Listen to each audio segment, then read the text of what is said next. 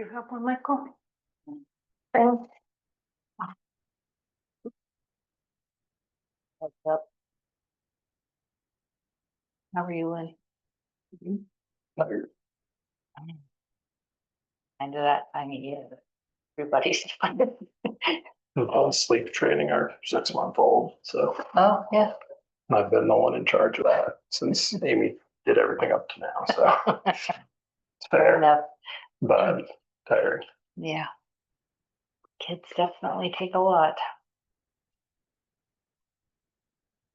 So basically, if you ask Tori, like, they're gonna be tired of next stuff. He has a kid besides Oh. Henry. Okay. So you're used to being tired forever anyway, okay? Yeah, Yeah. Aspen and Chloe Do you want to bring on? Because we've got like 5 more minutes. Yeah, I just went ahead and started it, so I don't forget. Oh, so it's paused, so we're not recording. We are recording, but Yeah, just on. There in the hole. He's in here. It happens.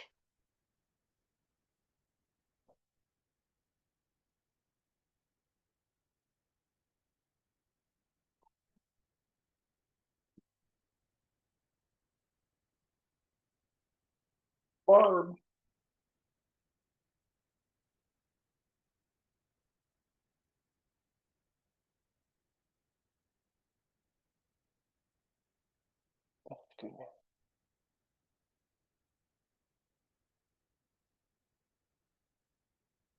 I got 6 o'clock.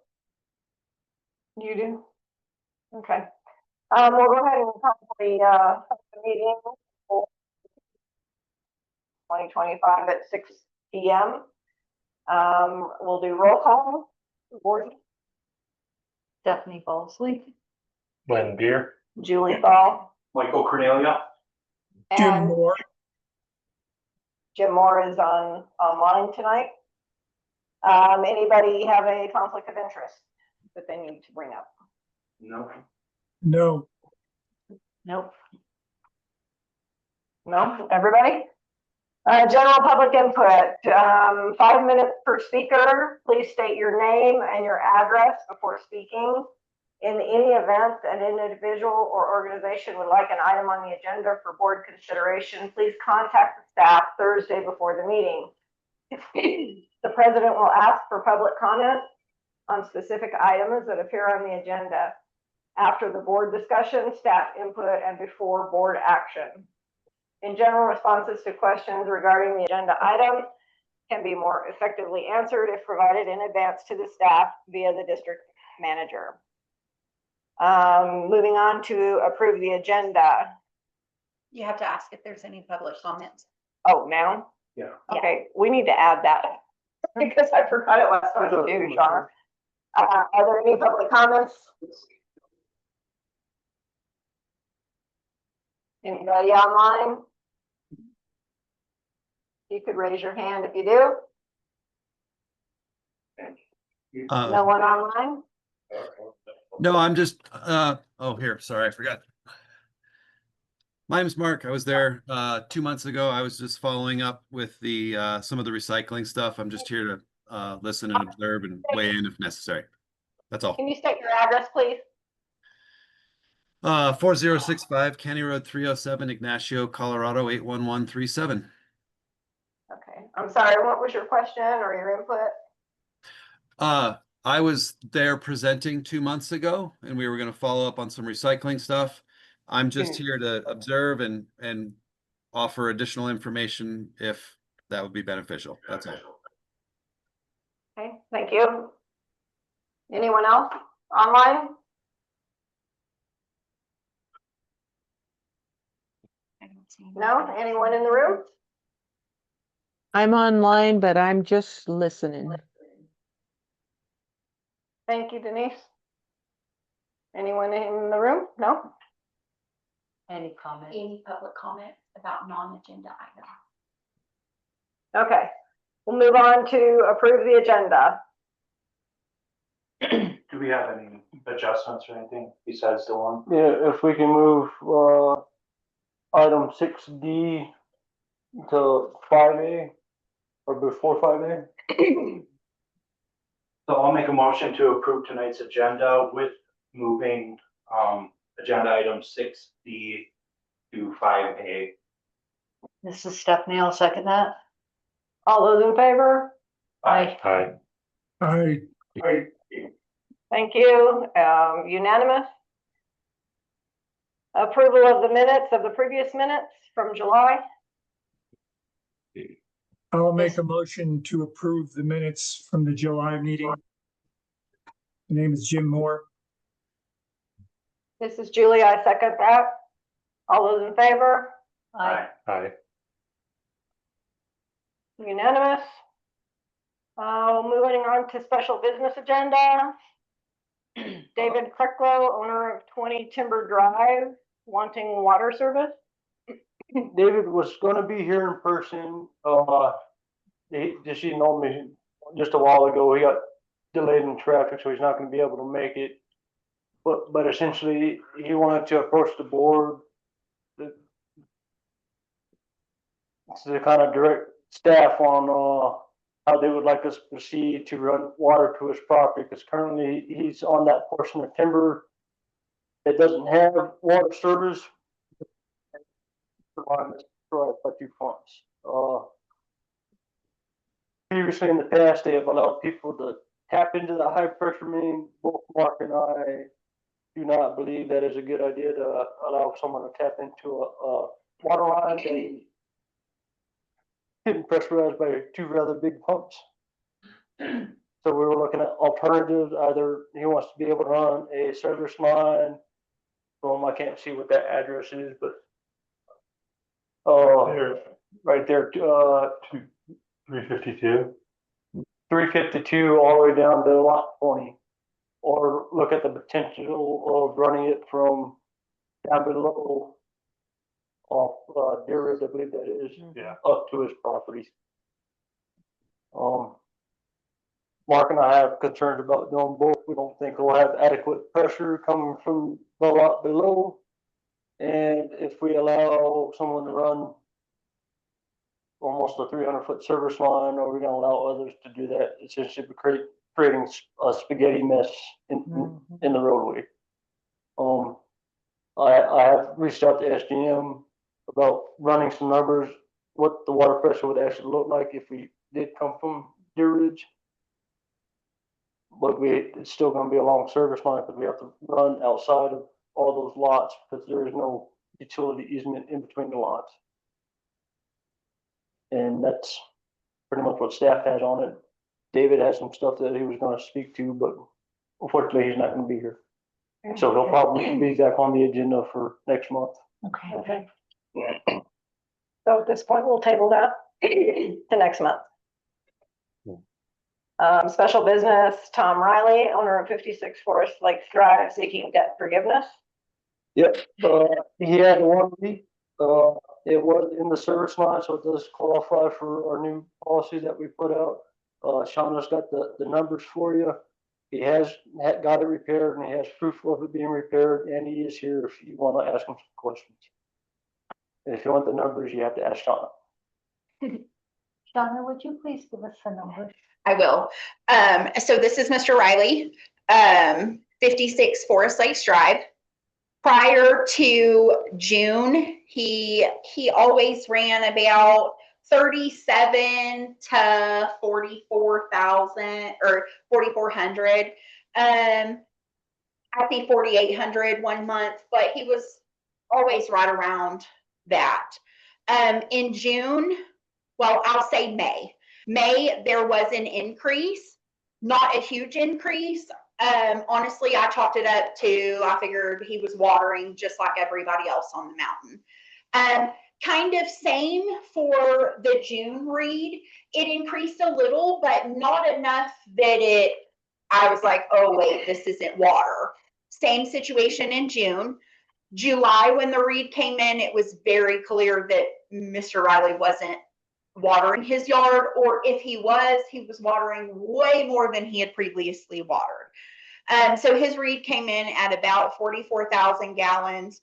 44,700 was the exact read. So I immediately called Mr. Riley after I had the water department go out and lay eyes on the meter. They noted low flow spinning, which generally indicates that there's a leak somewhere or someone in the home was using water when they happened to be looking at the meter. I called Mr. Riley. He answered the phone the very first time I called him. I didn't have to play phone tag with him. There was none of that game. He did say, I noticed the increase, but it wasn't to this tune either. Like he had mentioned before, he's a water operator, he knows water. So he had a conversation with Mark. He was very responsive. He immediately got someone out to fix and excavate and all of that sort of stuff. And it was a leak in the service line. So like I said, he immediately got on that. We haven't read meters for August yet, so I can't say what the meter reading was. I would assume that there is some bleed over in between the time that the leak was found and when he was actually able to get someone out. That takes some time, but he was very responsive from the beginning, and it is way out of the normal for the amount of water that ran through the meter. So I did the calculations based on the policy that you guys approved. He used, let's see, the overage charges came to $277.95. So the 44,700 gallons minus the base gallons of 3,000 brings us to 41,700 gallons. So if you do that at the $3.84 per 1,000 gallons, that's 41.7 times 384, which leaves us with 160.13 for giving 117.81. There are no late fees or anything of that nature, right? No, sir. There is no late fee. He paid the bill in June on time, so no late fees included. Like I said, I do not have a meter read for August because we don't read meters until next month. So I would think that there would probably be some more overage that would need to be added to that forgiveness. But right now we stand at 117.81. I'm satisfied that this is exactly what the policy was meant to do. And the numbers are reasonable. Barring anybody objecting, I'll make a motion that we approve this forgiveness with future calculation for August adjustment as well, with a net cost to Forest Lakes Metro District. I'm sorry, a net revenue loss to the district of about, I'm estimating $150. So I'll make that motion. More than that. Like 200, maybe 250, depending on August. It shouldn't be much, but there is gonna be some bleed over from this month into August bill. Or, Yes. yeah.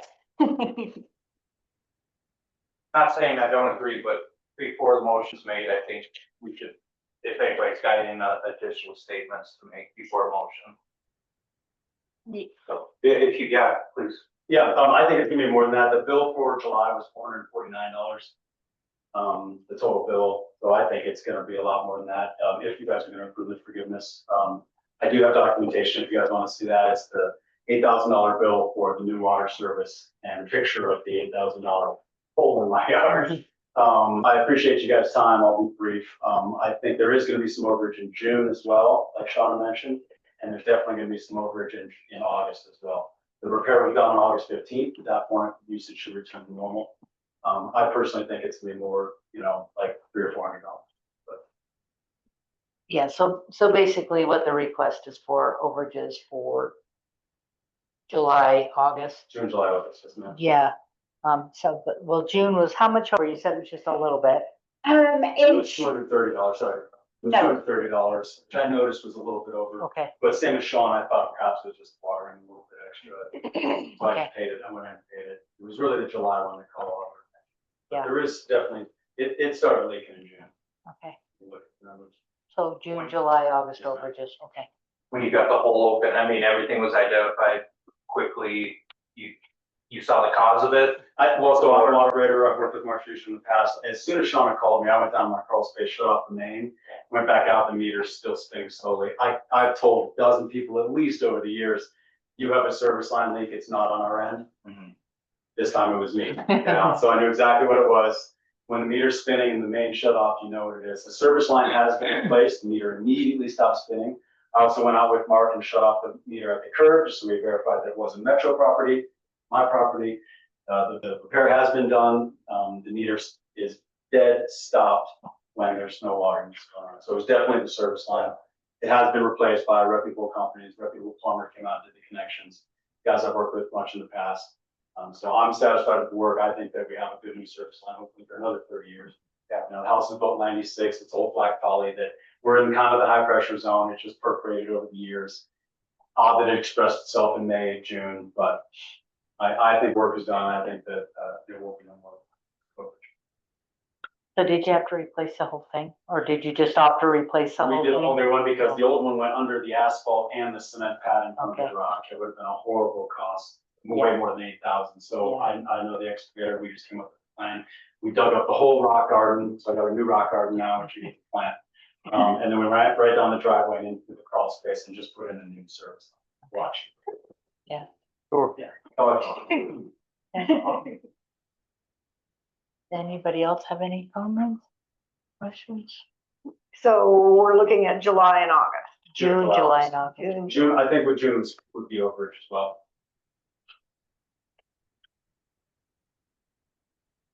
Okay. So roughly, maybe $300 or $400. That would be my guess. Yeah. Okay. Roughly. Yeah, I was just trying to pull up the policy and I don't have the final. We can report an exact dollar amount on the next board meeting. yeah, I June think that would be like reasonable. Next one. Until Yeah, I agree. until that comes up. Yeah. I just wanted to bring it to attention as soon as possible, let you know Yeah. it was repaired. Oh, I'm okay. Can we approve a future thing? We can just approve it now and Mhm. get the final number and you can before. put a stipulation on it, June, if you'd like to, but in this case, I don't. Yeah, maybe just, in your manager's report, what the dollar figure was, so Jim knows and we all know. That was good. Or I can just email it to, and it's not in the board meeting, whatever you guys would like. So do we need Jeff to redo his? Jim, do you want to redo your motion? One of you guys can do it. All right, this is Stephanie and I make a motion to approve overages for 56 Forest Lakes Drive for June, July, and August. Forgiveness for the. Forgiveness for overages. Thank you. This isn't land, I'll second it. All those in favor? I Aye. Aye. Okay, it's unanimous. Thank you, folks. Thank you. Sorry you're having to deal with that, or did have to deal with that. He said, hopefully another 30 years. Yeah. So. You're good. Let's move on to the financial action agenda, July 2025 disbursement of $144,604.32. I've reviewed the packet with all the financial stuff, especially the disbursements. So I make a motion to approve the July 2025 disbursements in the amount of $144,604.32. This is Jim Moore. This is Julie. I second that motion. All those in favor? Aye. Aye. Okay, unanimous. Corey, do you want to go the overview of the Colorado Trust? So they're in your packet. You will notice that I moved a significant portion of money around in the Colorado Trust Fund. And the reason I did that is per our financials, each one of our general fund and our two enterprise funds have a fund balance. Well, previous managers were taking everything that we were taking out of our Colorado bank and just throwing it into the line item capital funds in the, so when you look at it on paper, we're pulling money out of the capital funds to pay for operating expenses, which is a big no-no. So I figured it out and how much that we had in the bank and how much we should have pulled out of that capital fund in the Colorado Trust, and I moved it over into our operating fund in the Colorado Trust. So it's still in the trust fund, it's just in a different category. So we are gonna get a little bit smaller amount of interest on our capital funds, but our operating funds grew significantly. And as you see, we're finally over a little over $2 million in the Colorado Trust Fund finally. Okay. So that's really all I have to say on that, unless you have some more questions, but that's where you see where that money transfer was. Yep, that makes good sense. And it doesn't all doing illegal stuff. Right. A comment, Corey, what you've done is resolve that snafu that we were dealing with of paying operating out of the capital fund. You've done that once and for all, correct? Yes. Good move.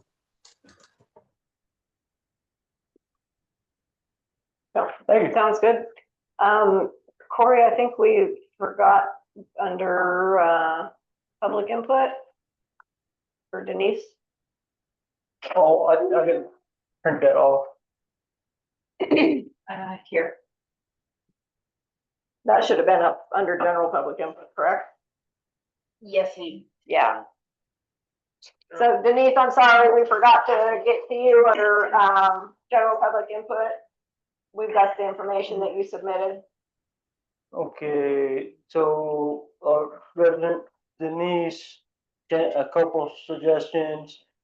One suggestion is to have construction vehicles go up the loop road instead of West Forest Lakes Drive unless the work is being done cannot be reached from the loop road. This includes FLMD trucks. Another suggestion is to have a discussion regarding roads that are too steep for continuous traffic. And another suggestion is to make the road north of the main entrance another way in and out. Several residents want a survey sent out to see what the majority want.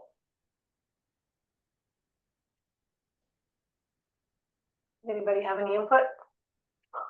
North of the north entrance would be wouldn't it? Or private. Well, I'm curious if she's talking about the uppermost north one that we have. Yeah, but north, she said north of that one? No, I'm just I have no idea. It's the one over by the lodge that comes out that way. Yeah, the upper north entrance. So our third one up there. And people do use that as a way in and a way out, Denise. It's not closed off to anybody. I know several people that live on that side of the mountain that use that road on a regular basis. I do like the suggestion about construction vehicles or Forest Lakes trucks using main roads before using the side roads, because we do have a lot of hills like this and the main roads are more pavement-like. Are we gonna enforce it? I mean, we can enforce it on Forest Lakes vehicles, but. Yeah. And we generally do. But I'm not gonna, we don't have any enforcement authority to say, hey, Mr. Logger or Mr. Contractor, you can't go that way. Yeah. I mean, we could put a sign up, but. Yeah, I agree. I like her idea. I think it's a good idea. We don't permit any of it. I like if we have a permitted activity, say somebody's building their driveway or something, we could make that a part of our permit requirement, maybe? Just a thought? I don't know. Don't look at me like that. I don't see how we'll be able to enforce that. Yeah, I get that too. It's kind of like, you know, if you get a CDOT permit, they give you this whole list of things that you can and can't do, but at least it's in writing, so you could say, please stop doing this if you happen to see it. That's about. Make it part of the permitting process and I don't know, just something that people will see it and, you know, people still have to do the right thing, but I think it's daily UPS, FedEx, Amazon goes on every branch in every direction in this place, and I think, I don't know. I don't think too many people are going down, what did we say, that road, trying to get water, timber. unless they're doing it for a reason. You know, like it's, yeah. and I'm not trying to be sarcastic, it's like, you know, I'm at a dead end, I get people that drive down the road just to turn around and come right back. Big trucks. Oh, You yeah. see by the scrapes in the hill. Yeah, I They're get them taking the on. wrong road. Yeah. But it's, I think the issue is that she's put, because she lives over here, this is the main road. yeah.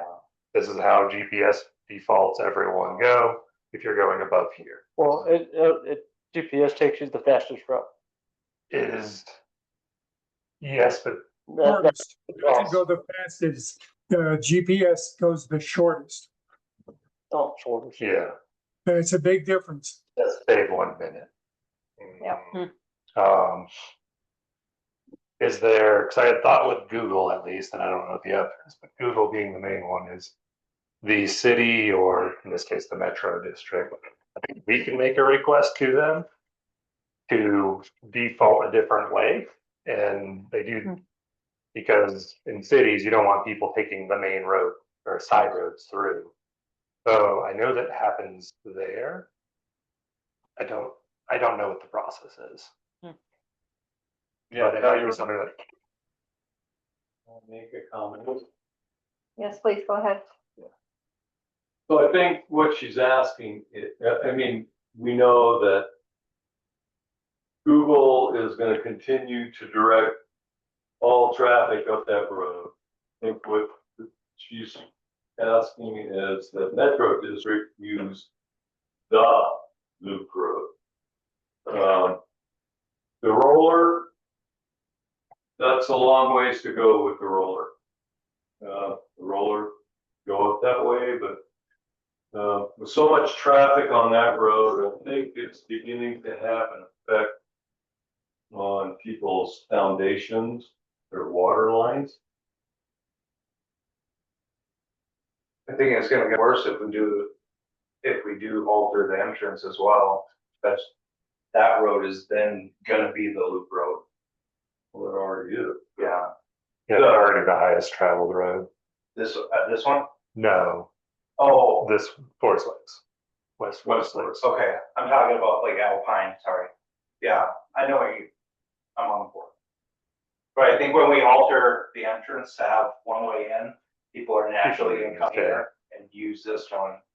Then as the They're new. still, they're still gonna turn to go up West Forest Lakes Drive. That's not gonna affect it one way in, one way out. They're still gonna go up Forest Lakes Drive because they think it's a shortcut.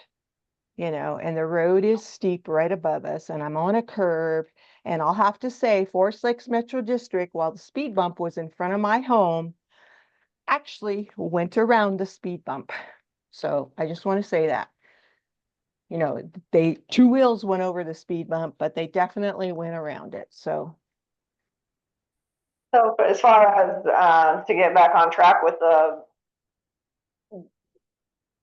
redirecting, for what we can do is our vehicles not taking shortcuts, going the loop road. When possible. Unless they're doing work in that area. Unless working in that area. I mean, that's not too big of an ask, is it? No, Yeah, I mean, we can at least start there. But I agree with you. I don't think we can control all these companies and how they want to get to places. And residents. Yeah. I think we're like a pretty small number on the amount of traffic that goes down on that road. I mean, I don't go down that road unless I have traffic or something to do in that area, snowbird or cup cord or anything like that. But Well, I have to disagree, Daryl, because we see your vehicles going up and down that road every day. I said me, I didn't say everybody. Well, We can just, we maybe can, not you. I think we can start at least with Forest Lakes. And we can go from there. Yeah. But we can at least do our part. There were no fewer than a dozen, and that's a conservative estimate, no fewer than a dozen trips by Forest Lakes vehicles on Forest Lakes Drive to get up to Mesa.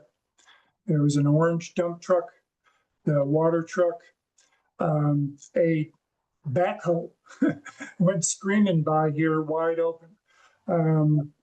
Probably 30 to 35 miles an hour on a major backhoe like that, just flying. So the Forest Lakes Drive is heavily used by the Metro District vehicles. About a few days ago, the grader went by here faster than many cars do. So this is a fairly major route chosen by many of the staff, even if Daryl, you are kind enough to avoid that, which I appreciate. I sit here and watch this stuff going by all day.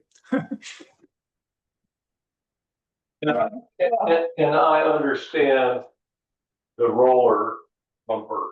That's a long way to drive that up the old loop road. That'd be okay, but it's the other heavy equipment. I've got a coming here, Todd Jones, 850D Ridge. Quite frankly, I'm sorry. First of all, there's no way a loader is going 35 miles an hour. That just is not happening. And especially around that corner and down around Forest Lakes Drive up to Mesa. I'm sorry.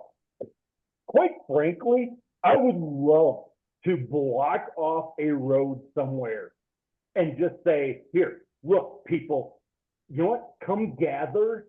This is what 50 miles an hour looks like. Secondly, though, for everybody who's saying, okay, you can't use this road and you can't use that and whatever. All right, but are all of those people willing for their metro fees to go up? Because you guys, or the Metro District, is using more fuel to go longer routes. Things that you're not thinking of when you're saying, oh, hey, no, I don't want them driving on my road. Different things to just keep in mind and whatever. I'm sorry if I sound very adamant about this, but there is no way that vehicles are driving some of the speeds that people are claiming they are. They just aren't.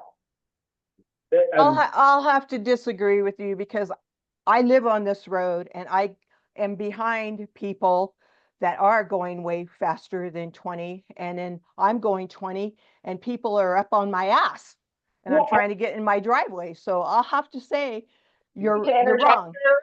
Sorry, I'm gonna need to interject here. We're getting off topic. We will, as Forest Lakes, do our part in what we can do as far as taking the proper roads. There will be times maybe that they can't for one reason or another, but I think the topic has been discussed. And thank you for your input, both of you. Appreciate it. Mr. Newman, thank you. Okay, so let's move on to staff report. Continue, district manager. Financial statements.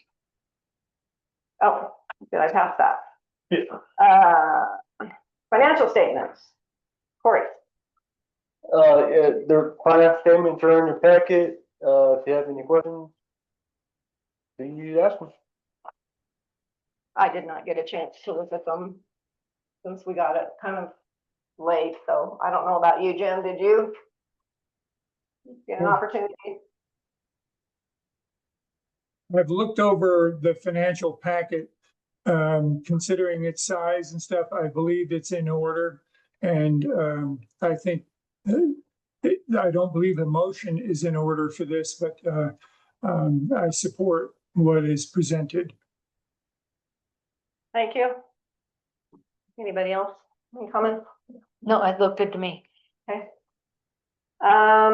Let's move on to staff report. Corey? We moved the wastewater. Yeah, swap. Oh, that's right, I'm sorry, we moved something up. Okay, okay. Okay, so, after, we had our training on the 22nd of July with DOLA. Give me 1 second, there's 2 people in the reading room. Oh, I'm sorry.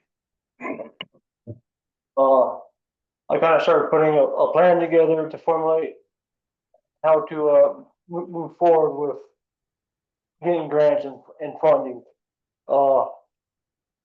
This year, DOLA has a administrative grant that we can use to start preliminary engineering and stuff like that, up to, well, the reimbursement is 25,000. The project itself, the engineering project or whatever that grant is used for, cannot exceed or can't cost more than 100,000. So Yesterday. that's the final project cost that it No. exceed, or just the That's for engineering the grant. fees? Okay, all right, sorry, thanks. So to get this administrative grant, if it's a engineering or preliminary construction, not the actual construction part of it. That project, that phase of that project cannot be more than $100,000. Okay. And we only get reimbursed up to 25,000 through DOLA. Mark and I had a meeting with our engineer SGM, and their recommendation is that we need to get a wastewater treatment master plan and a collections master plan put together, then go out for a rate study. So we actually have, this is what we need to be building in our rate structure, these capital plans. And what that'll tell us is, what kind of treatment process we're going to want to go with. Because in this master plan, it'll give us 5 different treatment options. Get those hashed out. Then you do your rate study so you know what your tier is. That way we can furnish proof that our sewer fund is moving in the right direction versus like it was prior to my predecessor. We were supplementing it with tax dollars like we weren't supposed to. Then after that, we'll get our preliminary cost and then decide if we want to go with our contracted engineer who happens to be on, or if we want to go out to bid and have another engineering firm design it, and then we can use SDM as our review agency for the engineering plans. Or we have SDM do it and then potentially look at having a review agency. And then once we get that, then we can start applying for construction grants or revolving funds, state revolving funds or low interest loans. So I think we're getting a little ahead of ourselves and putting the cart ahead of the horse after our meeting yesterday, and we need to look at doing some other things prior to looking at trying to get a plan going and finalizing a plan of action to get a sewer plant. With that, we did find out yesterday that 2027, 2028 timeframe of Reg 85 has been pushed out to 2030. And correct me if I'm wrong, Catherine, they pushed it out because they're having trouble coming up with preliminary treatment.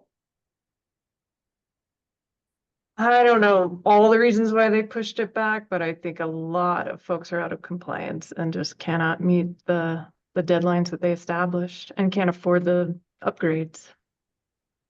And there's, I'm glad you brought that up. One of the things that the other engineer was talking about on our call is depending, we have to meet certain requirements, but the new Reg 85 may not be enforced on certain organizations that just financially can't afford to meet these new regulations that are coming out from the state.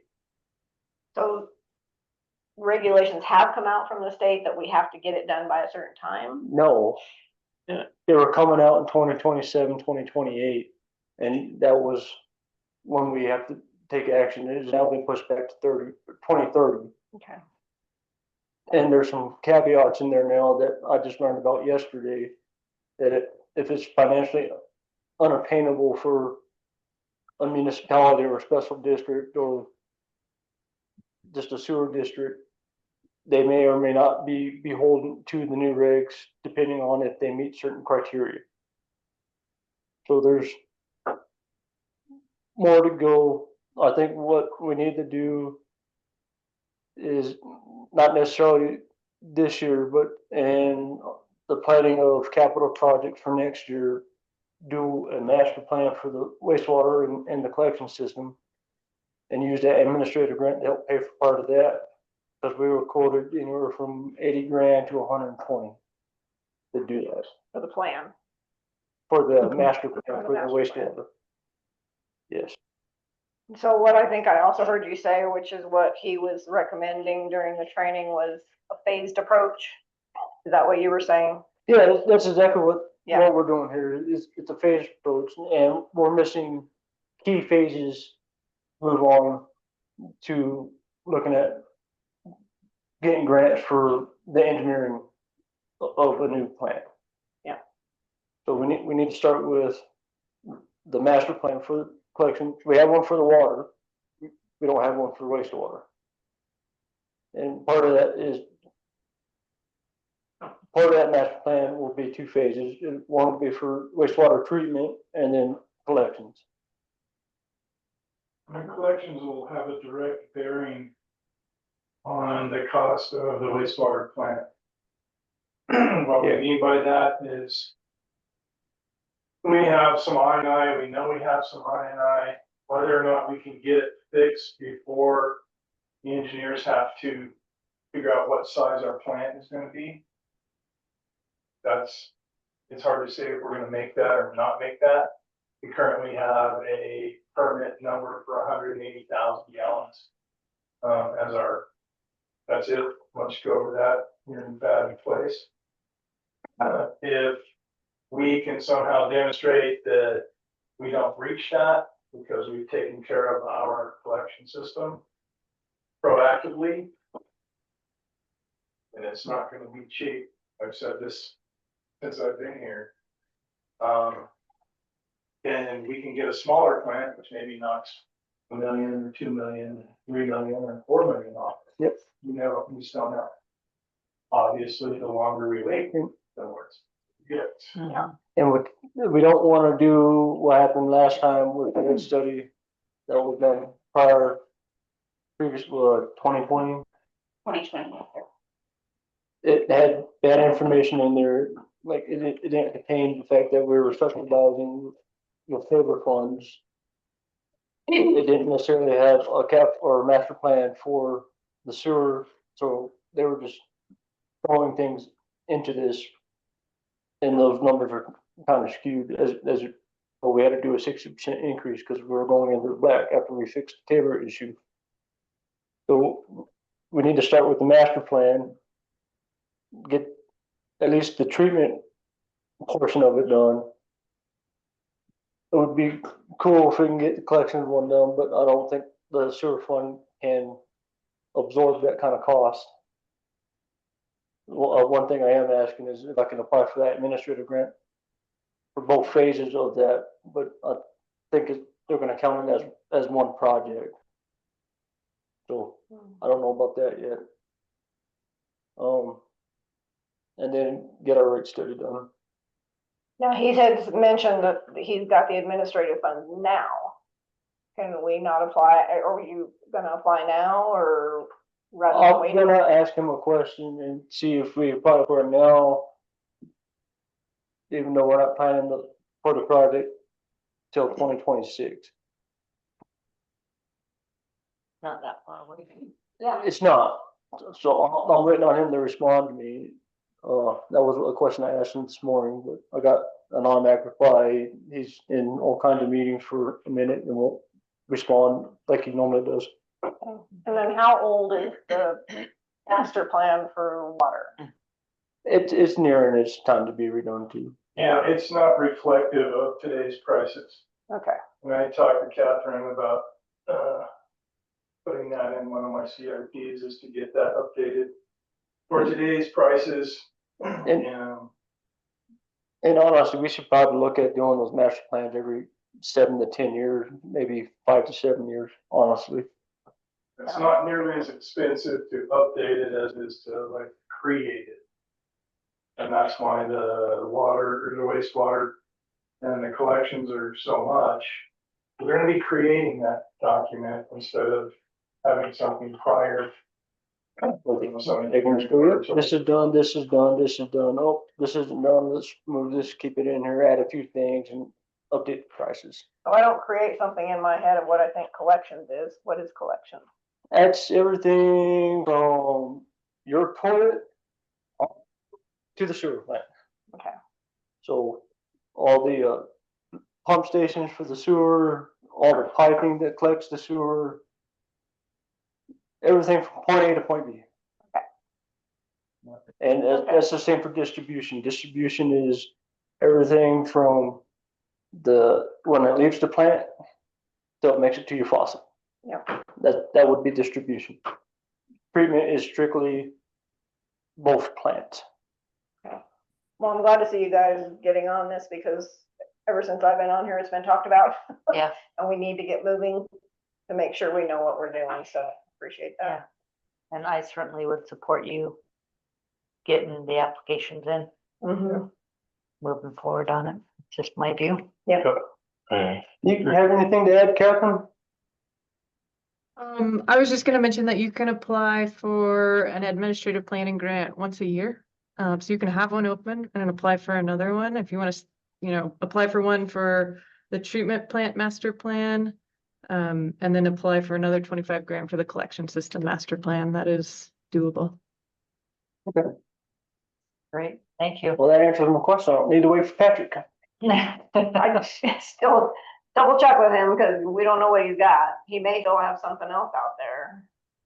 Well, this year, all they has left is the administrative Yeah. grant. I don't know about 2026 yet. I'm Yeah. waiting. And with his experience, he may say you need to do it this one first and then do this one second, or, I don't know how you guys are gonna talk to him about it, but he's done a lot of these. He said, Mark, were you at the training? Part of it. Yeah, he said he's done a lot of these, so. Yeah. Okay. All right. Anything else? Any other questions, anybody? No. All right. Now, we go to staff reports. District manager.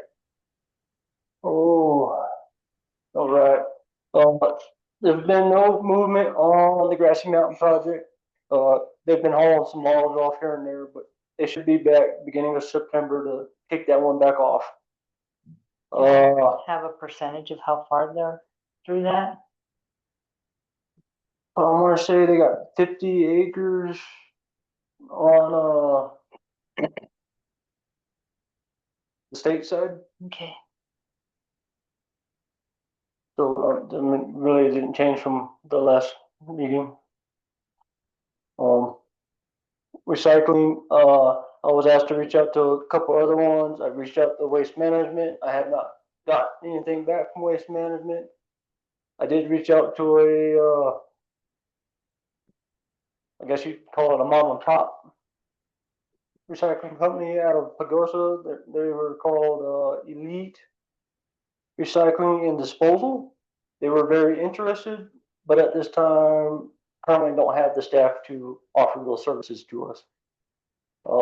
Jack did reach out to me again and say that, you know, he is working on the permits. I don't know where he's at with that. He's still working and trying to be able to offer recycling. You told me the same thing. Jack's Trash Panda. Yeah, sorry, Trash Panda. And that really where I'm at with recycling. Okay. I can keep trying to bug waste management, but at this point, I'm kind of tired of dealing with their customer service. Yeah, if this is a struggle now, what will it be like if we actually hire them? Right. I think last time we got a quote, they were really expensive. They were super expensive. And they were one of the quotes that had, quite a bit of overage charge if we were over a certain poundage in our trash or something else. They charged us for that. As well as something else was super, your computer's saying it's gonna restart. Something else was weird about their quote last time. It had some sort of weird I don't fee remember. on it or something that we And so weren't interested I think that might be part, they gave us a quote before and we didn't go with them. in. Mm-hmm. So that might be why I'm pulling teeth here with these guys, but that's what I have on recycling. And we're still waiting for something from Phoenix Oh, or and, we're gonna. Phoenix hasn't provided us, a physical quote yet. Sure. Minus what he presented at the last meeting. Yeah, I can't remember what the deadline was though. Don't we have a deadline that we need to I'd commit? have to go back to the It was meeting October. minutes. October? I think so. Yeah. It's coming down the pipe. Don't want us to pass that. I received one quote back from Fast Track Construction on the community center, the demolition of it. It came back at $45,250. My opinion is if that's the route we want to go based off this one quote, I believe we should go with the formal bidding process per our procurement policy, which is 50,000. And actually do a formal bidding process, because that, I mean, $5,000 is one change order. So, I haven't heard back from the other one. I reached out to him before I put my thing together, Hammer and Sons Construction. He was supposed to provide me a demo quote and a rehab quote, and I crickets. I would prefer you go out, based on what we saw here, I would prefer you go out to a formal bid process myself. That's just me. That's where I'm at. Yeah. And then, the front entrance paving, I still don't have a timeline back from the county. They're working on finalizing their contract with the contractor that they hired. The county was originally gonna be doing the work themselves, but they decided to use one of their paving contractors that's doing work in the area to do the paving instead, because I guess the county's worried about, their equipment breaking down, because it's not in such good shape from what I was told. So as soon as I get that timeline, then we'll begin the process of, putting out the notifications, hey, this is the tentative timeline of construction cost, construction start time. We'll get Bayfield volunteered their VMS signs, the county's volunteered some of their VMS signs, so we can put it out in your face, hey, construction's fixing to happen, new traffic patterns fixing to happen, be prepared.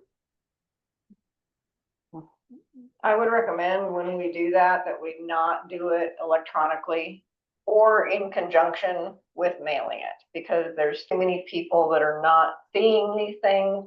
So if we mail it, they will get it. Well, I'm getting the VMS message board because you drive by it every day. There'll be two out on 501 and two in here saying construction's coming. Right. I love that. So it'll be in your face, flashing bright, kind of like the evac sign that was out here. Exactly what the before, I'm hoping. Okay. Couple weeks ahead of time, or you would. I'm waiting on the county to tell me when they're gonna get started. Well, I mean, yeah, okay. The more notification I can give, that's the goal, but right now I'm being beholden to the county start time. Yeah. Cause I don't wanna start barring being this sign and say construction coming soon, and then they sit out there for 2 months and then people become numb or numb to them. Okay. And then, the last thing that is worth mentioning is the gentleman who happens to be here today. He wants to lease, I don't know if it's all 160 acres, but he wants to lease a part of the acres that Forest Lakes bought for the evac route to run cattle back there. I'm not opposed to it. We currently lease some of our land already to run horses on, or to be used as horse pasture. If the board has no objections, I'll proceed forward with, and drafting up a lease and start negotiations, and then we can bring it back for board approval next meeting. Or if the board's not interested in leasing any of the acres back there, I do have a question on fencing, because a lot of the fence he is would- gone. he would take care of all the fencing. Okay, yeah. Multiple, if I may speak, Justin Munns is my name. There's few beneficial aspects for this, you know, I don't know what you guys pay for taxes on that, for just sitting there vacant. But agricultural taxes seem to save people a lot of money. More and more people are purchasing acreage, not having the proper animals to save themselves some money on these property taxes. So that's one thing we could do, also in conjunction with fire mitigation. It's obviously a problem on this mountain and all over LaPlata County and southwest Colorado. I think our forests have become rather unhealthy, overgrowth, not being grazed like they have naturally in the past, whether deer and elk or cattle themselves. But I just noticed I'm a previous employee of Forest Lakes Metro. I was on the road for a while. So that's how I've known the place and seen it. That's what kind of sparked interest. Now, my wife and I were purchasing cattle and starting that approachment. So we're currently looking for some leasing deals or trading out. I can do everything via horseback, you know, fencing, whatnot. We all sit down and talk about what would be reasonable, you know, and we go through it with my phone. But I just wanted to put it in the mind of everybody to maybe think about it, get your concerns, whatnot, and I'd be happy to answer any questions that arise. I don't have any exact numbers. Like I said, this is step one, getting it in front of everybody and seeing if that's worth proceeding on. Where is the property?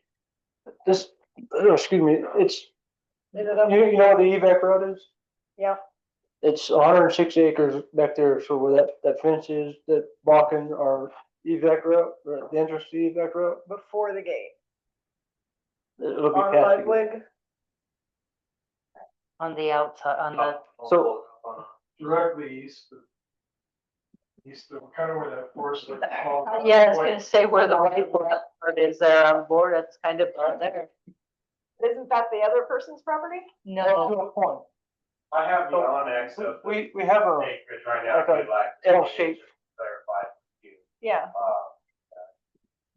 yeah, so it went above the south property that we have the least across that guy's property, right? yeah, it butts up to Darren's property. Yep, that's what I think, and then, Green or? and then to Forest Brown? is on the other Touch side. that, just touch that box, and it'll say Forest Lakes.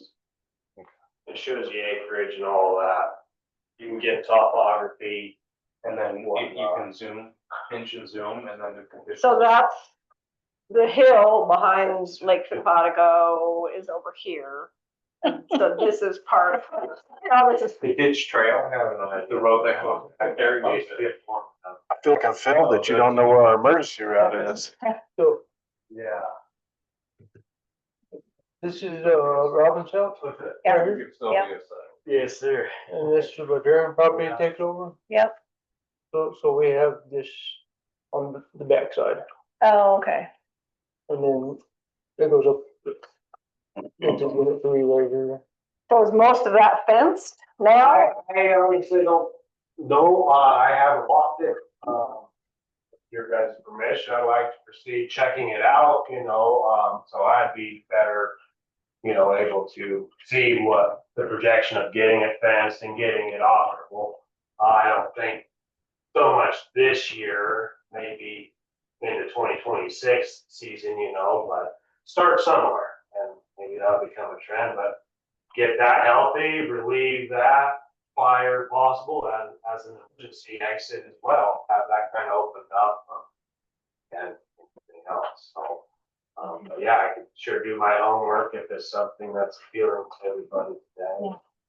Okay, so that was my next question, was it's gonna be later, I wouldn't think it'd be this year. No, there's no sense in rushing into things and making like this. We're still progressing on a few things on our end. I want to do it right, not upset people. Shouldn't be any problem with noises, excessive loud noises. Really, I'm looking to run pairs, so my mother. Corey? Okay. I'm sorry, have a hard time hearing him. Uh, Go ahead, finish. please. Sorry. Oh, you're good. But yeah, so like noise problems, there's nothing I don't see You got anything be important? a problem. Go ahead. No, I was saying about Scott Thomas. How would that affect people that recreating? That's one of my Chickens, questions. the cattle that I accumulate, they're very docile. Since I like to hand feed my animals, very passionate with them, they're not something that they're harsh. So, recreational wise, I'm not gonna have a whole 100 head in there, congesting the area. People still have access to it. Obviously, there can be some gates and we're gonna make them as easily functionable as possible, accessible for anybody of any strength and whatnot. So, we can definitely take all that into consideration into some of our fence building and whatnot.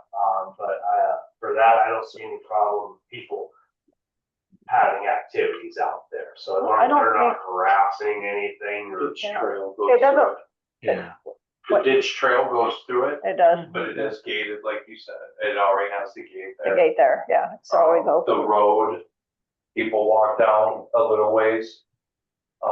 That's on Forest Lake's property. Until it gets to the other property, adjoining property Forest Service.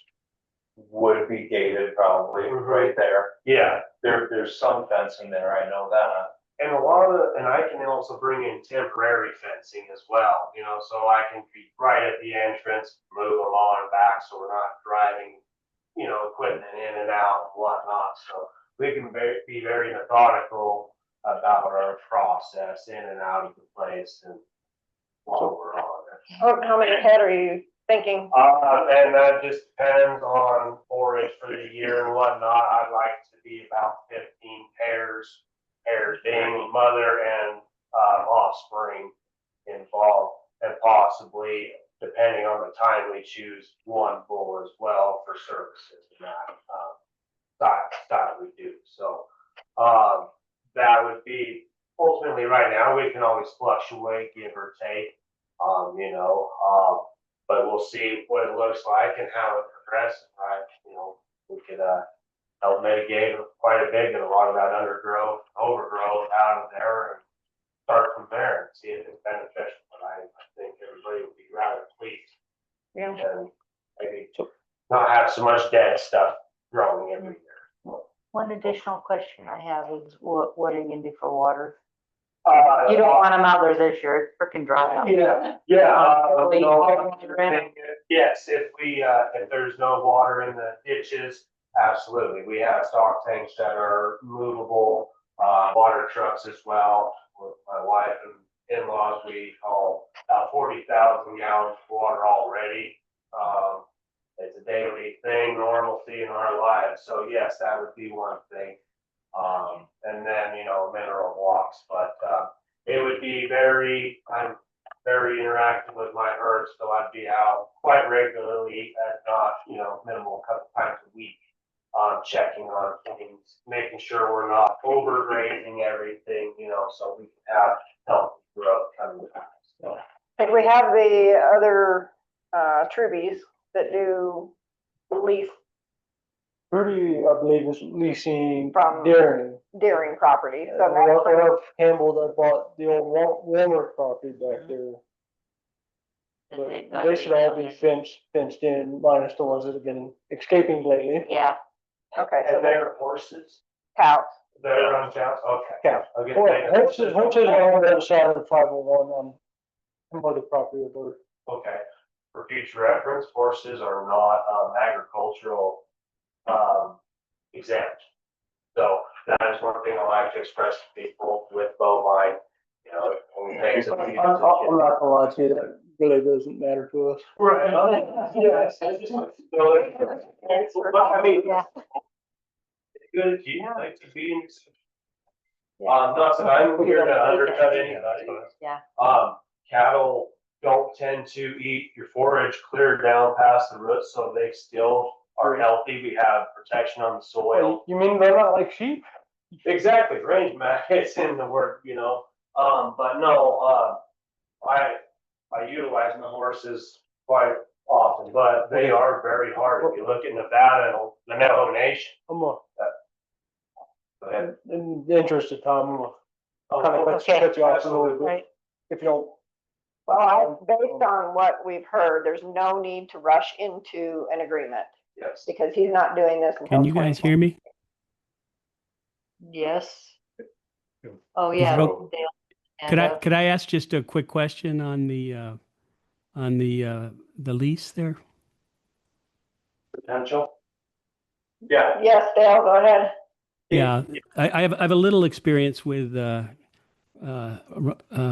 a lease and running cows up in the mountain. Just a quick question: how would you get the cows up there? And again, to reinforce the water question, what I've learned is cows go through fences really quick if they don't have water, and they will find the water even if they walk into the subdivision. Have we thought through that? That's why I do pay attention to, the animals that I have out on leases, especially when they are not mine. These things are not cheap, you know, you're looking at a pair at $4,400 for 2 head of animals right now. So negligence on my behalf, that would be pretty sad. A close eye, not allowing water and, forage to be, you know, run out. That is what I do as range management. I am foreseeing what is going on. I try to do a little prediction and plan ahead. If I'm, that's why I'd like to go observe this and say, hey, okay, I can run 15 pairs here for approximately 45 days.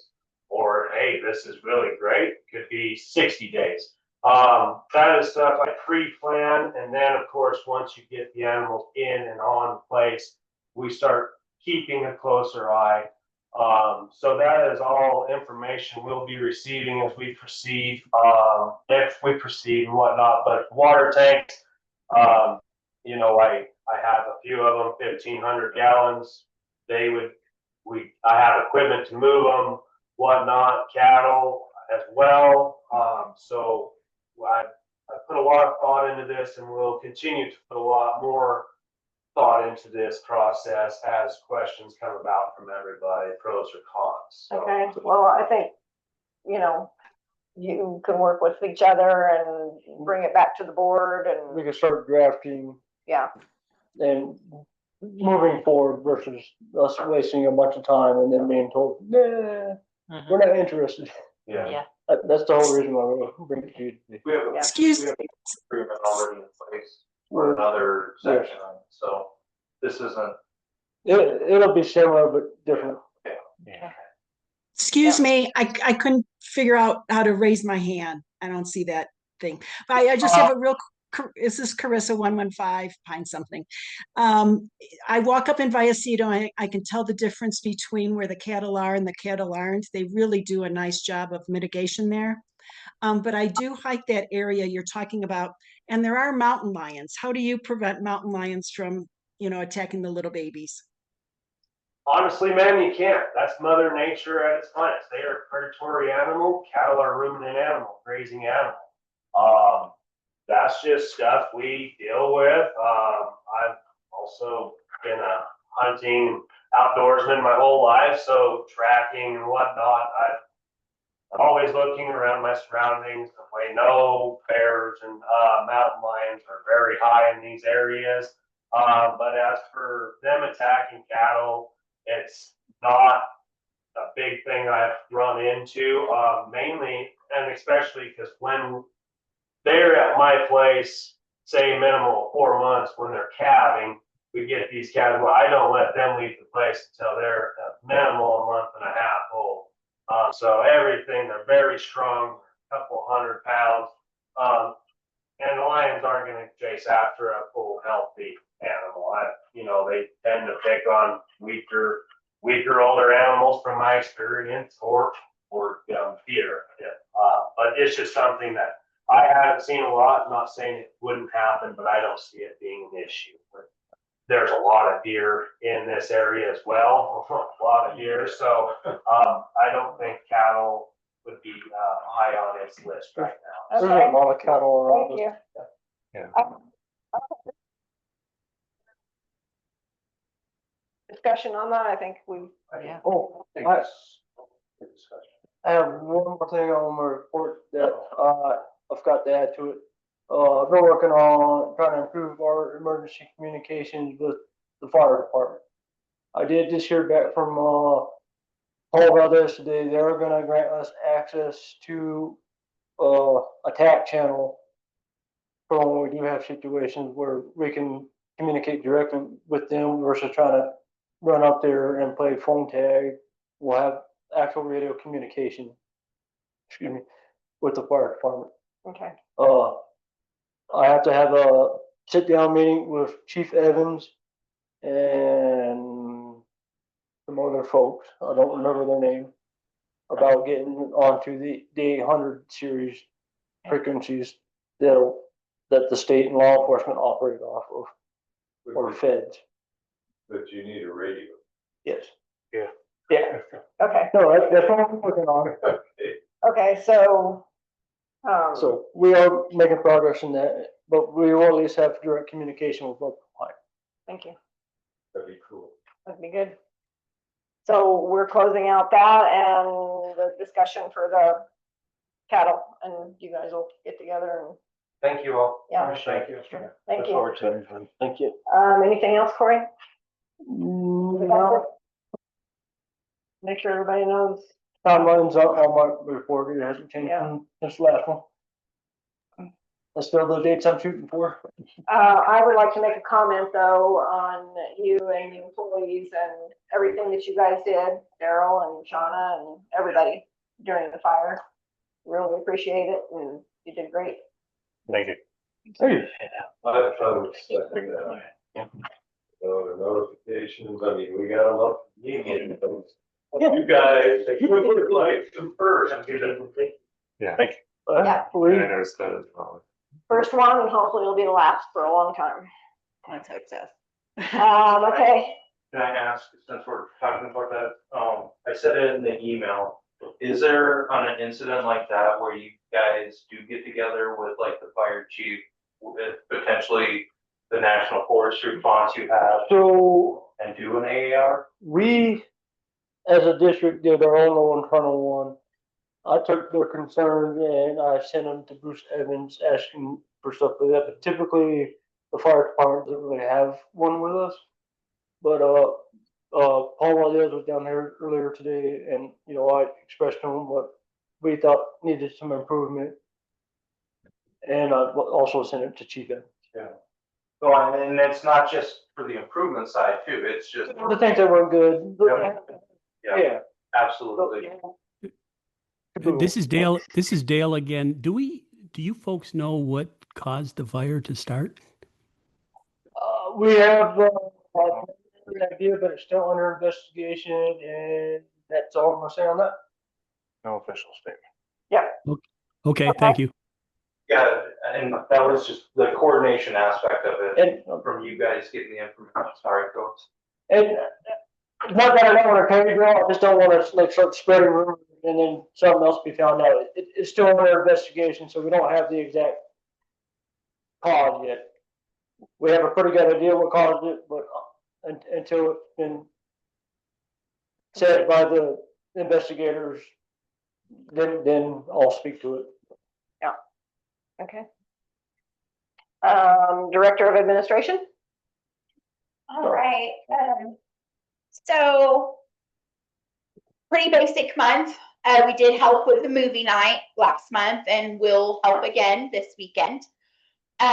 We did get a bulk water added, water cells added in Express and Cassell. So you'll see that revenue item added on the financial statements in water. I learned how to print the bill messages in red. I hope everybody noticed that this last. That saves Barb and Corey and I from having to bust out the highlighters and highlight bills by hand. The most important thing that I want to touch on this month is the rate increase reminder. Starting in September, the water and the sewer rate will increase by 10%. And that will apply to the base fee and all of the tiered water overages. So the new base rate in district will be $55.49 for water, out of district $110.98, and for sewer in district will be $89.62, out of district $179.23. And as always, that rate goes into effect September 1st, but it won't be reflected. You guys won't see it until your October billing, because we bill 1 month in the arrears. And that is the last increase off this 2020 rate study. Correct. Okay. So, and we'll get that full rate sheet loaded on the website September 1st. We'll update it there and everywhere else that you may see that.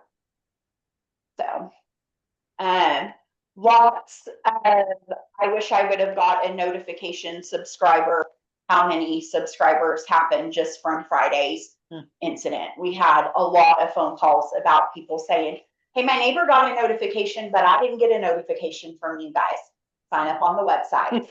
So I'm hoping we got a lot there. Great. So awesome. Was there anything that you felt you needed during that incident, or was everything pretty well? You know, it went pretty smoothly. The few things that we did notice, like Corey said, we had a meeting with Corey and the 3 directors.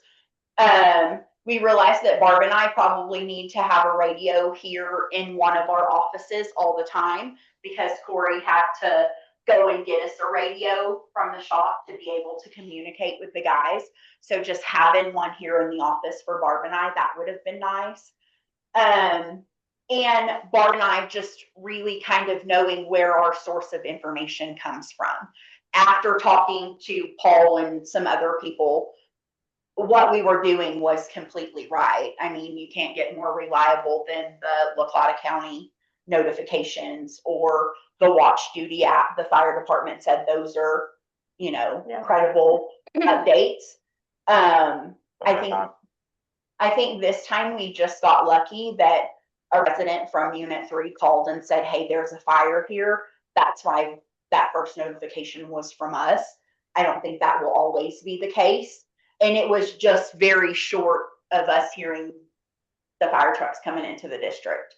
So I don't think that will always be the first notification, but now Barb and I know, you know, what website to go, how to post the link of their maps on our website, and just a little bit more information to give people.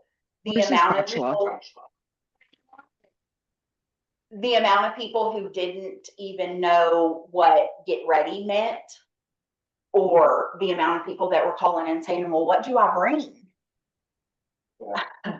like, that's astonishing to me that that many I'm listening people to something, sorry. What? we know now that it's probably, we need to say some of those things that we thought we didn't need to say. We know that some of those need to be said. Can I make a suggestion? Yes, sir. So if you go to your computer now and Google Wild Web. Mhm. Wild Web.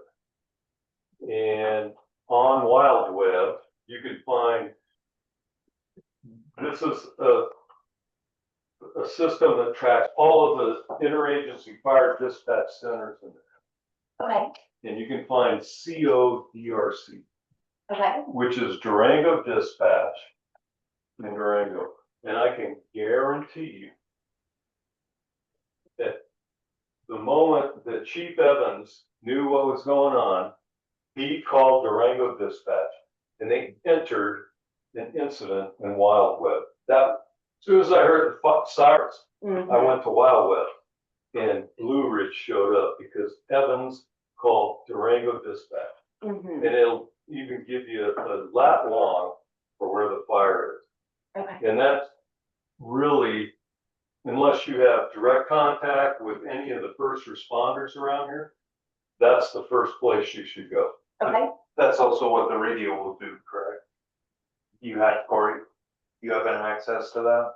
Well, if he's got the TAC channel on the radio and he's listening to Upper Pine, yeah, then he'll hear it. But Upper Pine's calling Durango Dispatch.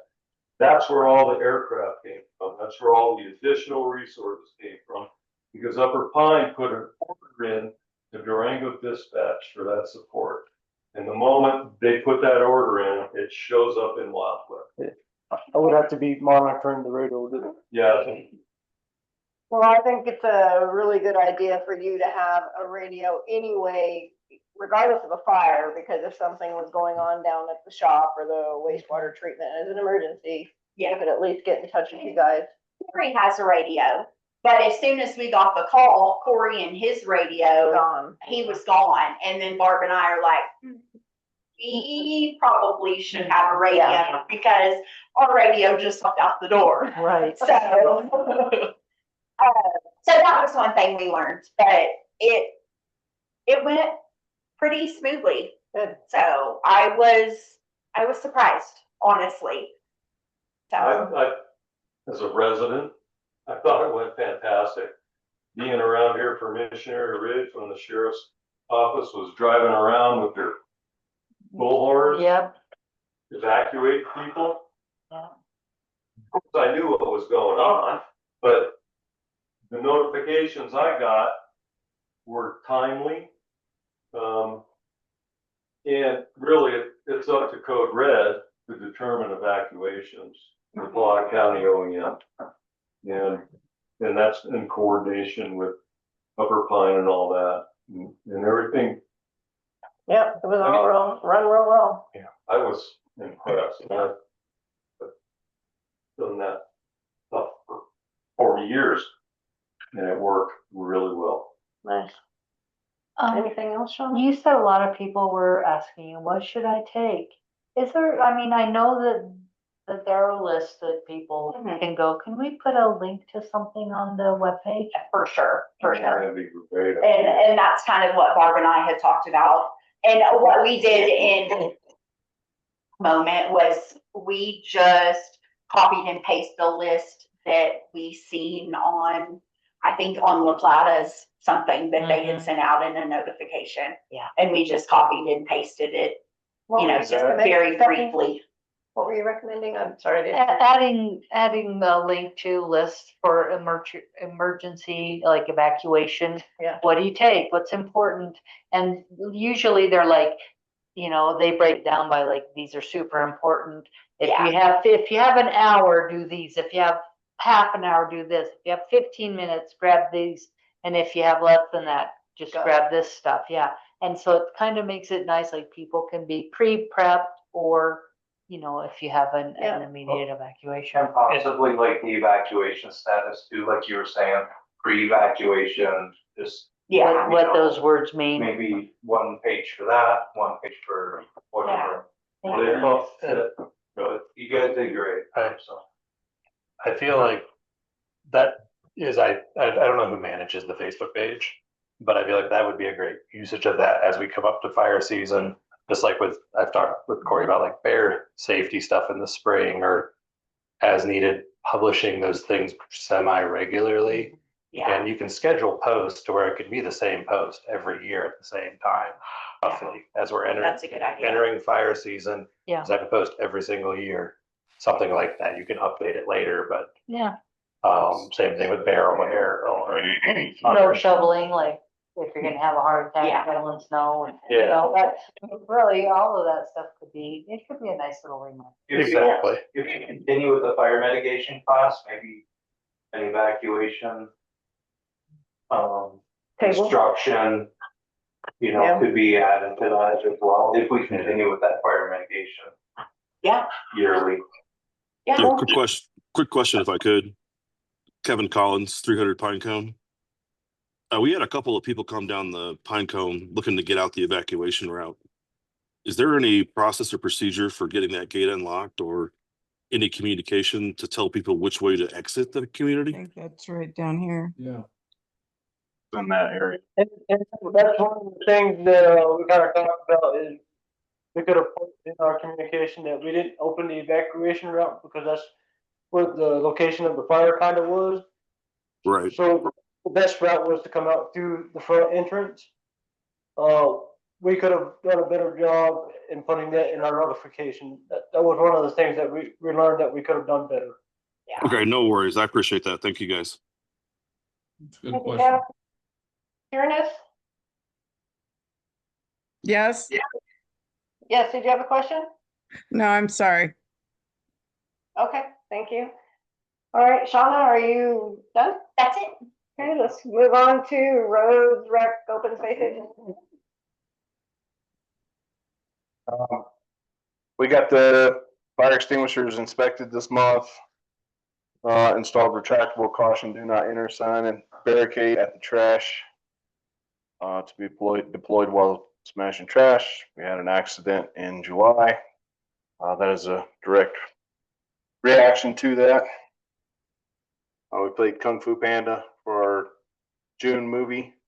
Turned out, it was a good turnout. It wasn't as good as the first one, but it was still pretty good turnout. And then our next one is the Goonies. That was the unanimous decision. Yeah, the Goonies on September 26th at 8:15. September or August? 26th, August 16th. And it's October. Horse Neighborhood. What? It's October, or it's September 20, or August 23rd. August 23rd. What's the two of you? The pages over there. August 26th at 8:15 p.m. 23rd. It's Saturday. Pretty sure it was the 26th. No, that's a Tuesday. Yeah, I was about to say unless. 23rd, move on. Okay, the 23rd, 8:15, 2015 for Michael. And then I was finally granted access to the Federal Motor Carrier Safety Administration. So now we are 100% DOT compliant. It was, yeah, it was a pain in the butt because, yeah, we didn't have any PIN codes. We didn't have any access to it. Everything was back from 2006. So, yeah, now we have all that in multiple files. He has a file, I have a file. So, yeah, shouldn't be hard to find this time. And I kind of want to step back a little bit on you, Daryl, on that one. We fill out the paperwork and send it in, and they say, okay, everything looks great. Just receive your PIN, and by mail, what, 14 days? Yep. And then we get something back, so, oh, no, this isn't good. And you do the process again, and then it'd be another 14 days. Yeah. Yep. It was aggravating. And then, he wanted to pull my hair out. You did a great job of getting it taken care of. Yeah. Well, hopefully from this point forward, it's much better. Yeah, we even put on the document, do not lose this pin. You cannot get another one. And then, yeah, I finished the emergency action plan, which is in the packet. I didn't know, yeah. And then, yeah, one accident in July, unfortunately. Can I make one recommendation on your EAP? Sure. Is, instead of having everything kind of rolled together, maybe have them bulleted pointed as to what steps each employee has to take. So it, The SOP part, if that's what you're referring to in the whatever EAP. document it is that you put in. The whole thing is an EAP, and then the SOP is the thing that's all spelled out in the EAP. Oh, okay, so there are two different, okay, got it. Yeah. Okay.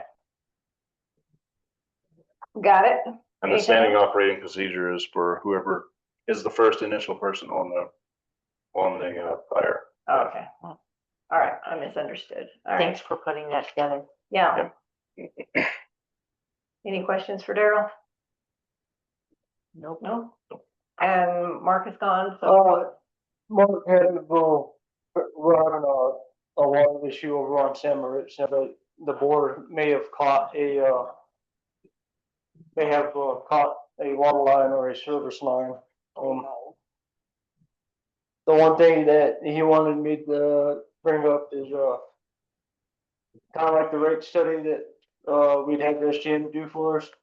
Colorado Rural Water Association kind of built a program where we kind of do our own internal one. It meets a lot of the requirements for grants and loans, but it doesn't meet the requirement of having a PE stamp on it. Mm. So I think it would be a good internal, it's free, from what I understand, because of our size of our district.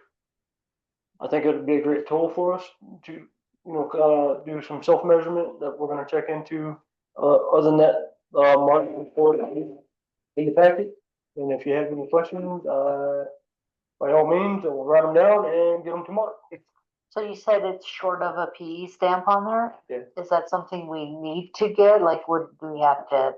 Most of these things are done by an engineer, whether it be a civil engineer, a water engineer. Nice read, Like that. Yes, sir. Not all grants Yes, and loans sir. require having a PE stamp Mhm. on something like that. Just depending on what we apply for. Okay. So if we need a PE I have the stamp same on it, we ringtone for when she calls. can just, Potentially. yeah, okay. All right. That was my only question. Are you guys everything pretty settled with the ditch issues? It's still in progress. Okay. Bright water engineer working on it. They just reached out to me actually about 5 hours ago now. And we're gonna have a meeting to sit down and review some documents. And then give them some information, and then they should be able to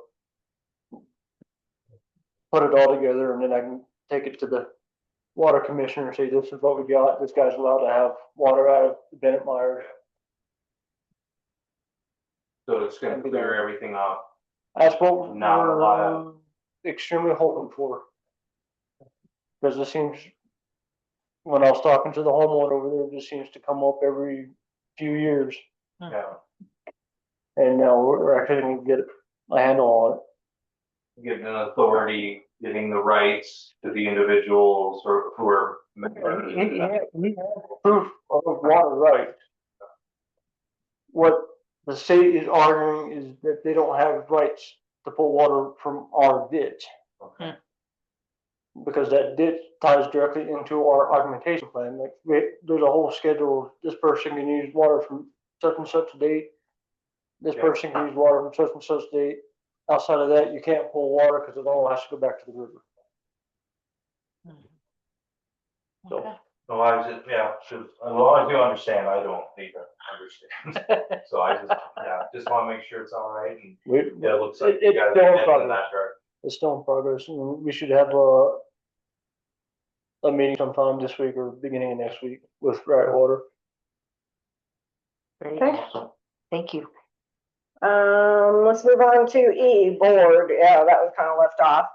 Does anybody from the board have any questions or comments they'd like to bring up at this time? other than what's on the agenda? No. The only thing I have to say is the county commissioner, and I don't know who the other guy was. Kevin Hall, he was the deputy county manager or assistant county manager. He's acting as the interim county manager at the moment.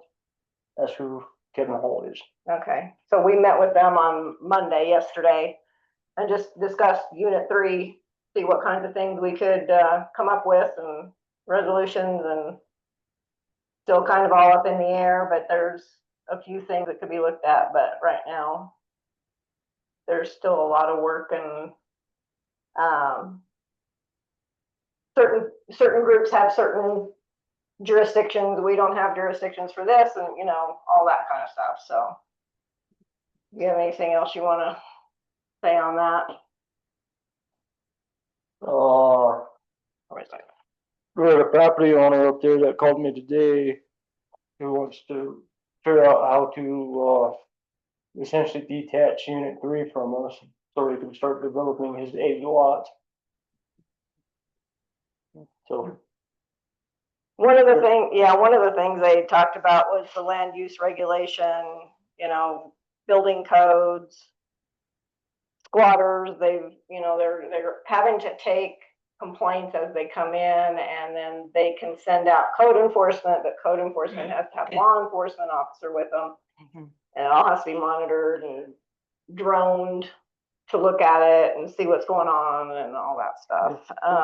Unit 3 is being monitored by the sheriffs and drones and code enforcement, but there's very much a process and a time frame to that process.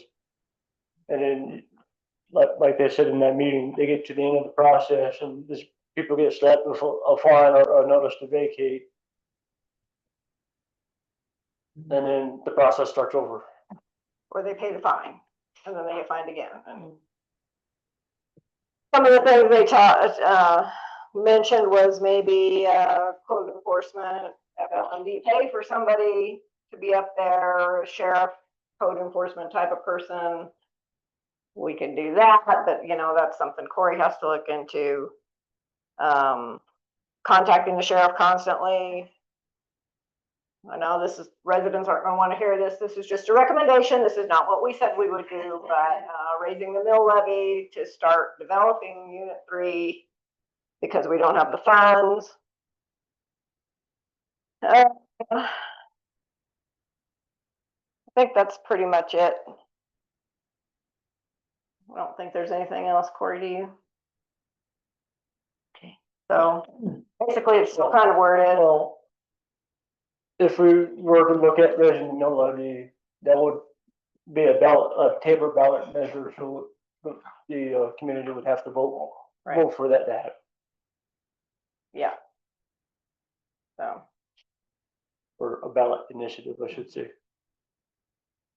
So it was enlightening to hear all that because, everybody thinks we can just go in and do whatever and fix it, and it's not that easy. So. Thanks for looking into that and talking to him. Next action item on the agenda. This is just a discussion regarding speed bumps / law enforcement from Mr. Dale Bidome. Corey? I don't normally read. You want me to read it? Sure. I don't normally read public comments. So this is Dale Bidome, you said? Yeah. Bedham. Yeah, I'm Bedham. He's on the call. Oh, okay. You want me to read this, Dale? Well, this is a recap of what he and Corey and I have all talked about. So. Oh, okay. So go ahead. Oh. This is the recap. What are the comments from Mr. Dale about speed bumps? What is trying to be solved? If it is speeding, more law enforcement would help with this. You look up the LaPlata County speed guidelines and found 30 miles per hour, as well as asked how long the 20 mile per hour speed limit has been in Forest Lakes. You are recommending the speed limit follow LaPlata County guideline. Recommended that Forest Lakes Metro District, not parent, the speeders and punish the non-speeders? How will the walkers, bikers, etc. in the road be parented? And why just pick the speeding issue?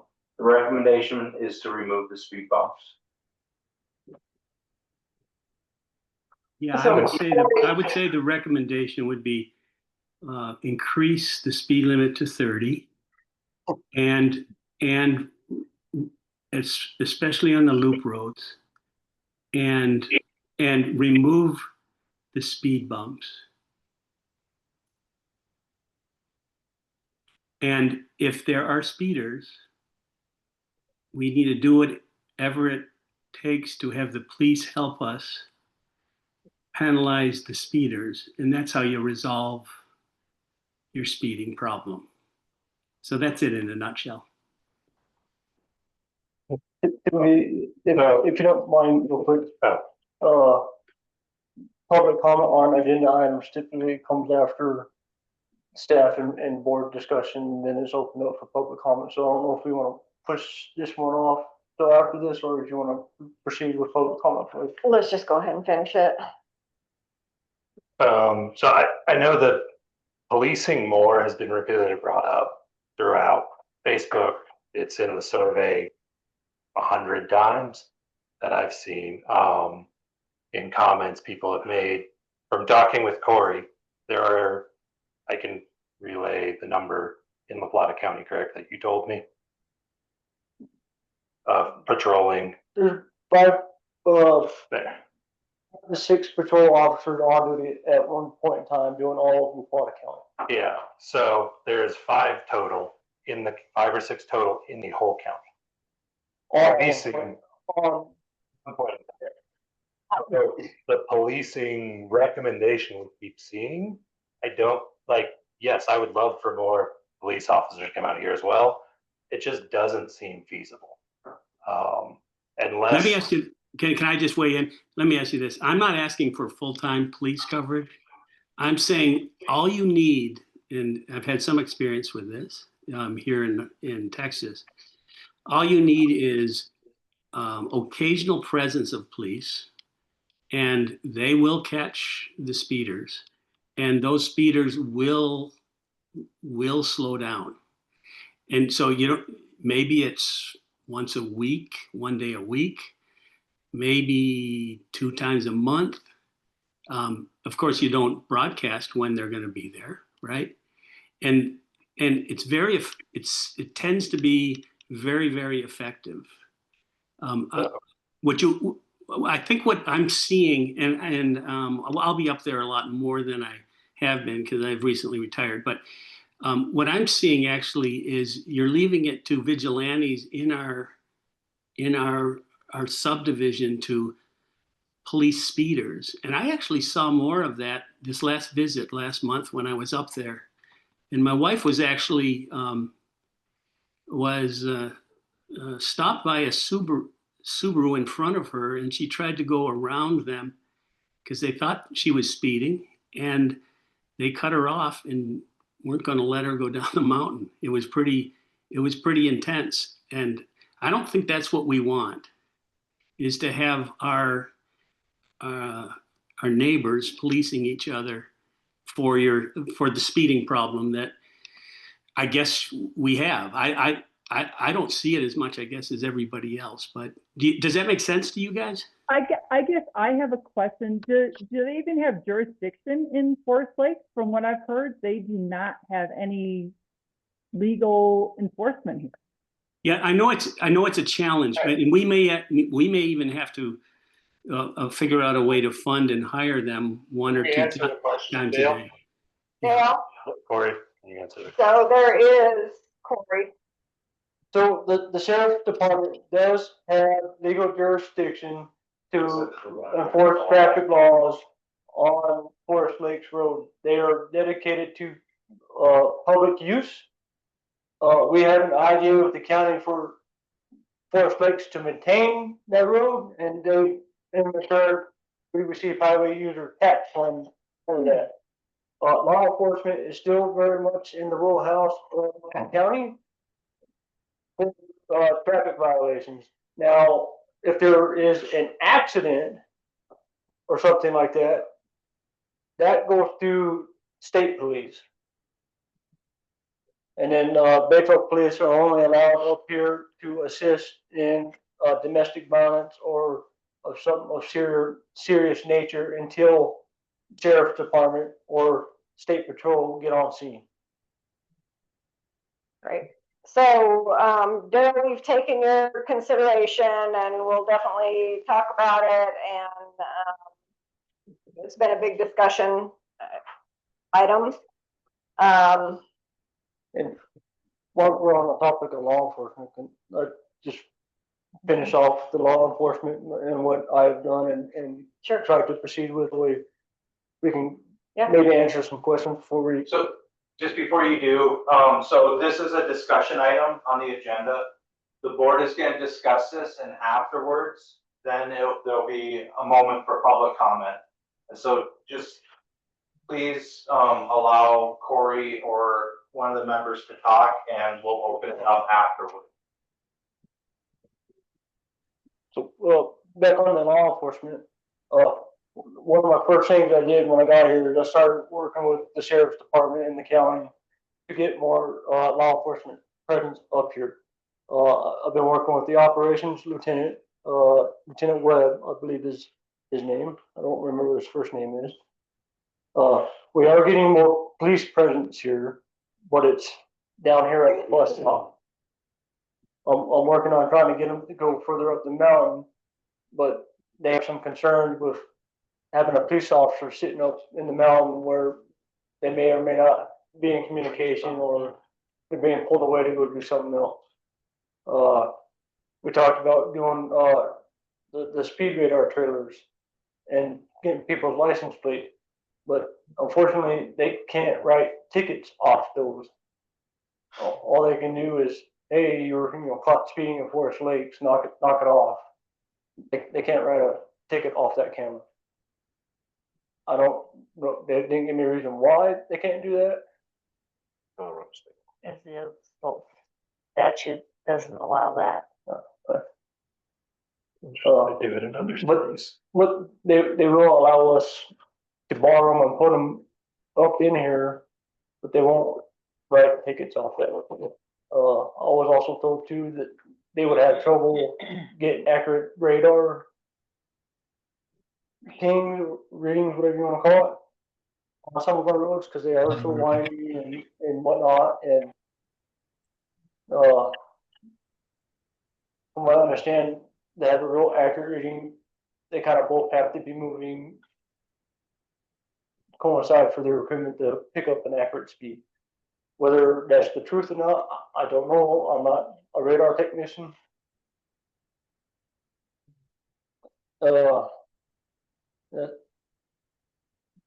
Prid and myself have also went to the sheriff's department and offered to fund a position for the sheriff for Vallecito and our subdivision. They're not interested in us paying for a police officer. I wasn't given a reason why. I was just told no, the sheriff is not interested. Maybe sure. Have we considered, this is Dale again, have we considered just our own security? That is one of the things that we brought up, but then again, we gotta figure out how we're gonna fund that. Because I spoke to the chief of police in Bayfield and just not buying a car, just to outfit the car with the appropriate equipment and all the appropriate equipment for an individual is anywhere from 60 to 140 grand, depending on what you went with. There are no state statutes out there where they have to have the body-worn cameras and all that good jazz, and then sending somebody to be post certified, and then they're just using us as essentially a foot to get the foot in the door in the neighborhood until the next best thing pops up. Because let's be honest, Not really high paying. Yeah. Yeah. Do any of the board members have questions for Corey on this? Is this tied into the Yeah, speed bump survey? Are we gonna? we Okay. break it out and do the law enforcement portion first, and then once they want to say their piece about law enforcement, then we can go into the survey. I was just trying to keep it to one page. Yeah. I don't have any questions. No No, yeah. questions. I think you relate a lot of it, and that, I think a lot of what you said, like the count or the citizens don't understand, and that's, I think. We definitely are, at least I'm definitely seeing more of a police presence. It's not exactly where I would like to see it, but we are seeing it down here at the front entrance. Yeah. And honestly, they're not, I don't think they're gonna pull anybody going 5, 10 miles over the speed limit, unfortunately. It's just kind of the grace that they give, unless you're doing something absolutely absurd. Yeah, right. Jim, did you have any questions? No questions. Did you say Dale or? Jim Moore. Okay, I have a comment. My name is Vicky and I live on 175 East Vicky, Forest Lakes. Vicky, Yes. can we hold we'll open for public comments at the end of the All right, full thank you. graphic discussion. okay. Did you want to go on to the survey? Certainly can. It goes along with the speed bump. Or do you want to kind of keep it separated and do public comments on the law enforcement? Is it on law enforcement, Vicky? Pardon? Is your question on the law enforcement aspect of the conversation?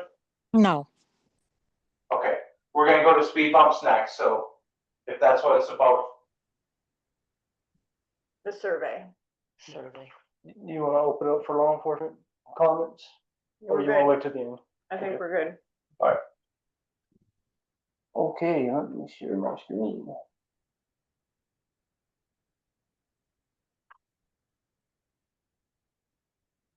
All right, so I started preparing a survey, and then I was speaking with Lynn about it, and he offered to give me some help on the survey. So I came up with the question, and I sent them to Lynn to review because he kind of does this with his day-to-day job, and we're kind of gonna go through the responses.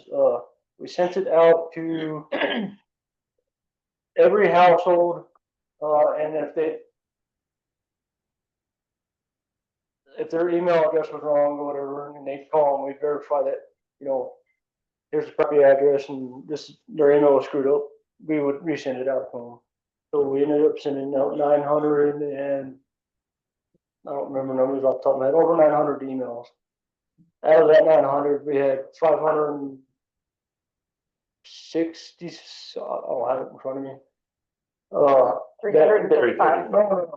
That opened it and didn't do the survey. They just ignored it. We had 335 that filled it out and a few that skipped some of the questions throughout there. So I think we got a pretty good response on the survey. A lot more responses than the front entrance paving. But yeah, a 30% response rate, which is roughly what we got, is incredibly good for a community survey. Like yeah. And since we did send it out to every household, it should be very representative of the people who care. But anything above 10 is normally considered really good. And we did it email based off the, what we had in our accounts. That way, if we would have just put a link out there, people that don't live in the district or don't really have any weight within the district would be filling this out. Yeah. We'd have people from Durango or Bayfield, filling out a survey that didn't pertain to them. And the other piece that we had talked about is then we can look at where people in the neighborhood are responding in what manner. Yeah. So to understand if there's differences in different parts of the neighborhood in where speeding is or it isn't an issue, more so or less so. So the first question we asked, how do speed bumps affect your experience living in? Can I get rid of that? Thank you.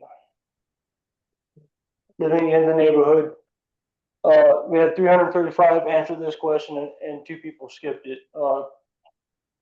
Positive views, speed bumps make streets safer, they reduce the speeding, reckless driving, families feel more secure letting kids play outside. Some of the negative views or comments that we got were they're annoying, discomfort, the noise, and a lot of damage to vehicles. Some of the neutral kind of mixed comments we were getting, they accept them as necessary for safety, and that they are inconvenient. Some say they didn't personally notice much impact.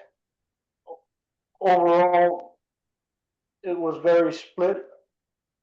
Many value the safety, while others view them as a nuisance. It was a very mixed response on the first question.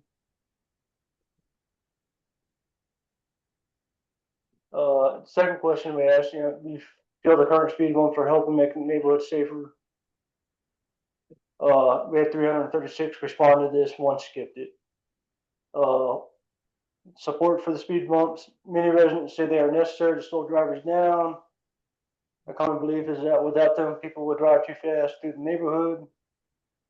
A lot of people said it improved safety for children and pedestrians. Opposition, pretty much like the first one, annoyance, inconvenience, and damage to vehicles. And some said speed bumps are not the right solution. They suggest alternatives like stop sign, enforcement, or even the speed humps is what we got out of those comments. There's a lot of speed humps.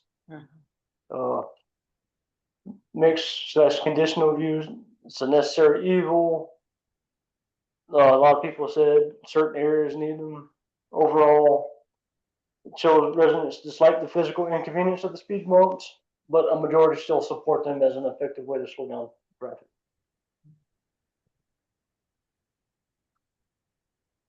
Question 3, have you noticed any unintended consequences from the speed bumps? 47.16% said no, they didn't really see any unintended consequences, and we had 41.19% that said yes, there are some unintended consequences like noise,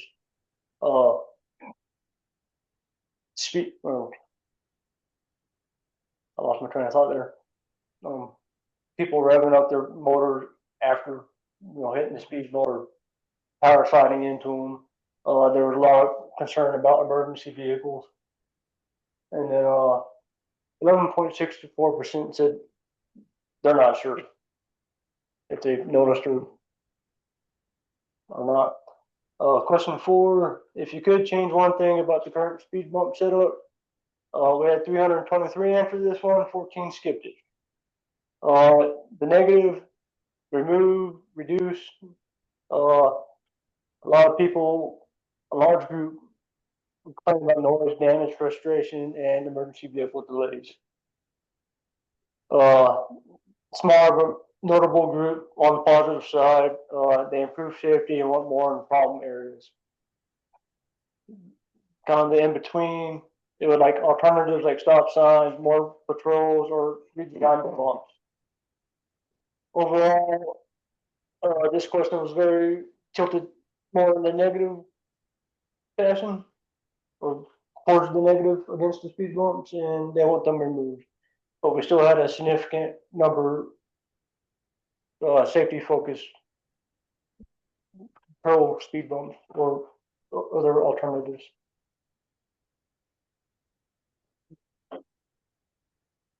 Excuse me. How important is traffic calming? We at 334 answer this. We got a 32.34% that says it's very, very important, extremely important to them. 32% or 32.34% said it's somewhat important. And then 20.96 said it's not important.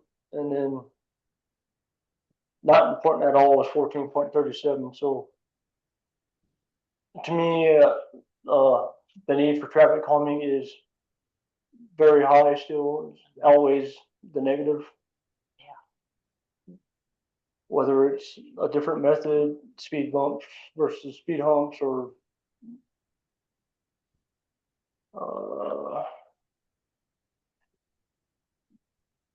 question 6, how satisfied are you with the current use of speed bumps? We had 27.08% said they are very dissatisfied with it. 16.37 said they're somewhat dissatisfied with it. Neutral, I don't think they really care one way or the other. We got 18 for somewhat, and 20 that's very satisfied. So again, the community is a little more. Daddy? Yeah. See, there he is. Yeah. I know who that was. Yep, I do too.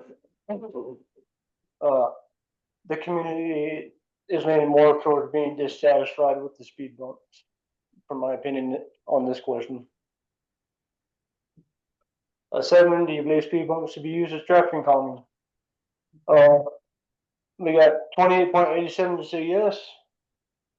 31.55% this is possibly, but current usage could be improved, whether it's location, signage, or speed humps versus speed bumps. And then 32.74% this is no, they're not effective and should not be used. So this slide's kind of telling a different story. They want something. I think they're frustrated by them, but the people in the middle who are flipping it are saying, but what else can we do a lot of times? And that's where we're seeing a lot of using speed hump versus the speed bumps. Yeah. Which I guess I should kind of define what a speed hump. A speed hump, instead of having the abrupt bump, it's more of a smoother transition. It's still designed if you hit it going too fast, you're going to notice it. But if you hit it at the appropriate speed, it's less noisy. There's still some noise associated with it, but it'll be a little less abrupt and a smoother transition over with the car. My opinion, they're a little less effective, but still accomplish the same task. Yeah. And the cost is prohibitive. No, they're way more expensive. I looked at those. Yeah. Yeah, they're like That's three. what that word means. What? I said, never mind. Yeah, The cost are, you need more of them and they're way more expensive. And we already have speed bumps. so what this question said, we kind of plotted this one out on a map. And you can, I don't know how well you guys can see that, but the green dots, we had 97. Yes, they are effective and should be used. We have 105 that says possibly, but could be improved. And 109 that say no, they shouldn't be used at all. And then 24 that say they're not sure. And kind of what we're seeing is the majority of the ones that are saying no, or they're on dead end streets or cul-de-sac Or or up higher on the mountain. Yeah. 510 is a breakdown more of the lower arterial road where a lot of people are experiencing the issues, and the yeses are way more than the no's. 29, the yeses are, could be improved. Speed humps or something different, or signage or other alternative method. You have anything you want to add to that? No, yeah, I think it's that flip of it's pretty evenly split when we look at the whole community, but when we look at the people who I think are the most impacted by it in those lower arterial roads, the through roads where people are going well above 30, and I've seen it enough times. I don't. They're the ones seeing that, so I think that's why they're much more pro, and much less against them. So. And then question 8, do you believe speeding is an issue in Forest Lakes? And we have an outstanding 73.35% that says yes, speeding is an issue within our district. And 26.65% saying no, speeding is not an issue. So clearly, out of the folks that took the survey, speeding is an issue here in Forest Lake.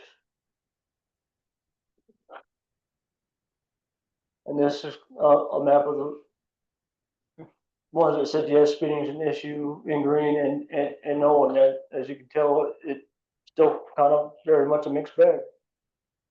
You got people on the lower arterials that are saying no, it's not, and then you got people at the very top of the mountain that are saying yes, speeding is a problem. So, like Lynn said, this very much is a mixed bag. And then You want me to go through I'll that? let you do your thing. Yeah, so then the last thing we looked at was depending on how you answered the question 7, so should there be speed bumps, the yes, possibly, or no, what was the percent breakdown of people within there who thought speeding was an issue? So if you said yes, the speed bumps are effective, 99% of the people who said that speeding was an issue. On the other end of the spectrum, if you said no, they're not effective, only 34% said speeding was an issue. So it's a difference in perception of, do you see speeding as an issue, which again, I think a lot of times has to deal with the lower roads, the arterial roads, things like that. And if you don't, then you don't want speed bumps. You're much more likely to not want the speed bumps. Whereas if you see, if you value the speed bumps, it's because you're seeing speeding, I think.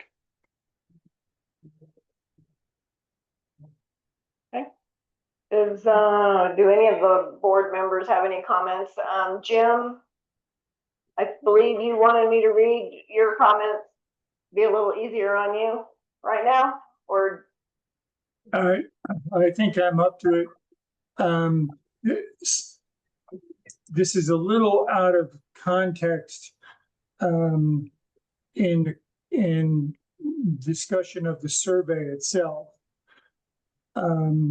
So I'll take just a moment to set up the fact that the survey did a very good job, and not surprisingly found, looking at question 7 and 8, it found kind of what we expected to find, that the people who are most affected are most supportive of speed bumps, and the people who are not affected by speeding don't like speed bumps.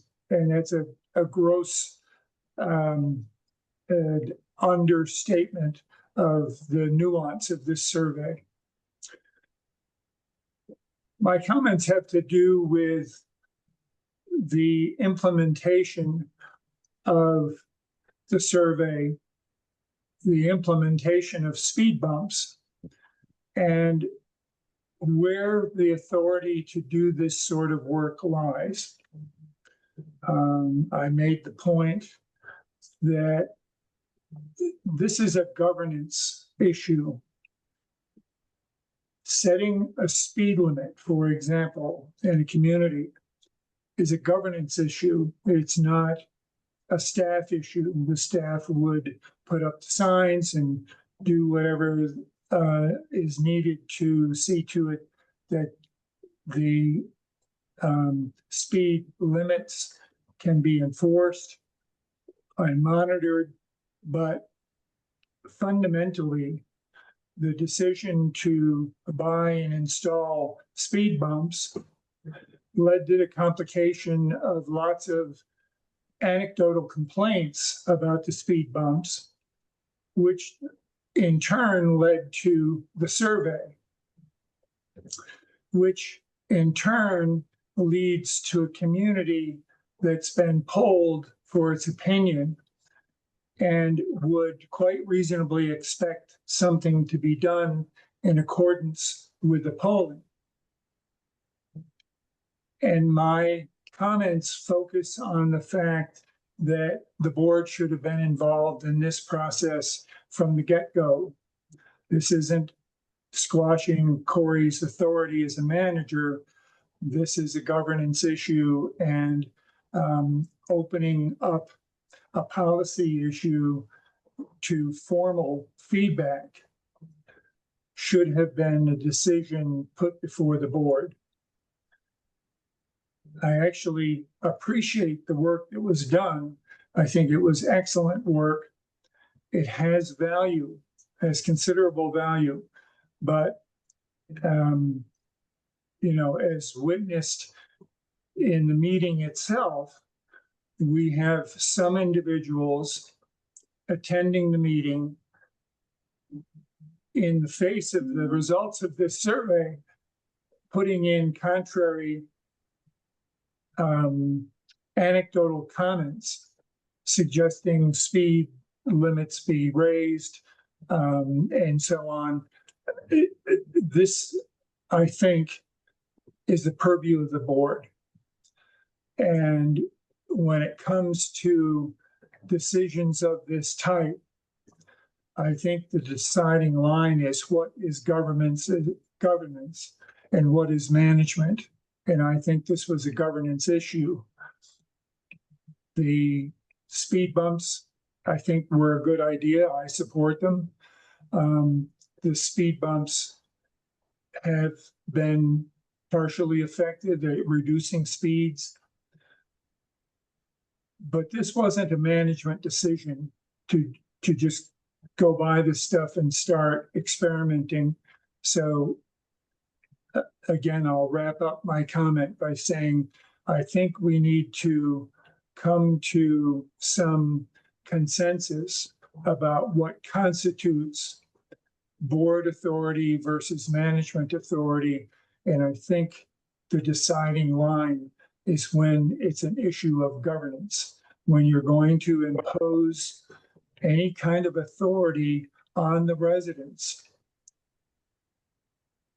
that transcends the decision-making authority that goes with buying a generator to keep the water pumps running, that transcends the authority to choose the proper road surfacing material and grading schedule and so on.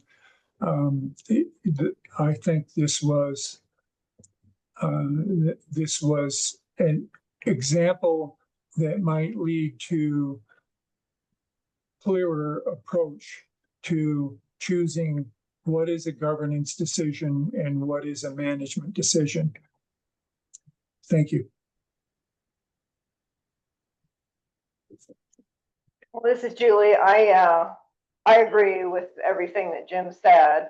I don't think that it's trying to overstep you, Corey, because the speed bump issue really probably, in hindsight, should have had decisions made, policy written on how we were going to put these speed bumps around the neighborhood, instead of putting them and then trying it again and informing the residents that this is coming, this is happening. I think it could have been a little more planned out and done in a better way. I like the survey. I think the survey is really good, but I didn't like being blindsided and not knowing about it. All the board members should have known about it before it went out. That's just my opinion, and I agree with everything Jim said. I completely agree with Julie. I think we were all blindsided. Excuse me, this is board discussion right now. We're gonna get right back to you, okay? Okay, sorry. Corey, can you share your screen so we know who's talking? Thanks. Michael, did you have something? I can either have whatever. I disagree. I think buying the speed bumps, yes, I think the board probably should have been involved. That happened in a past board though, so I can't really speak to that. I do think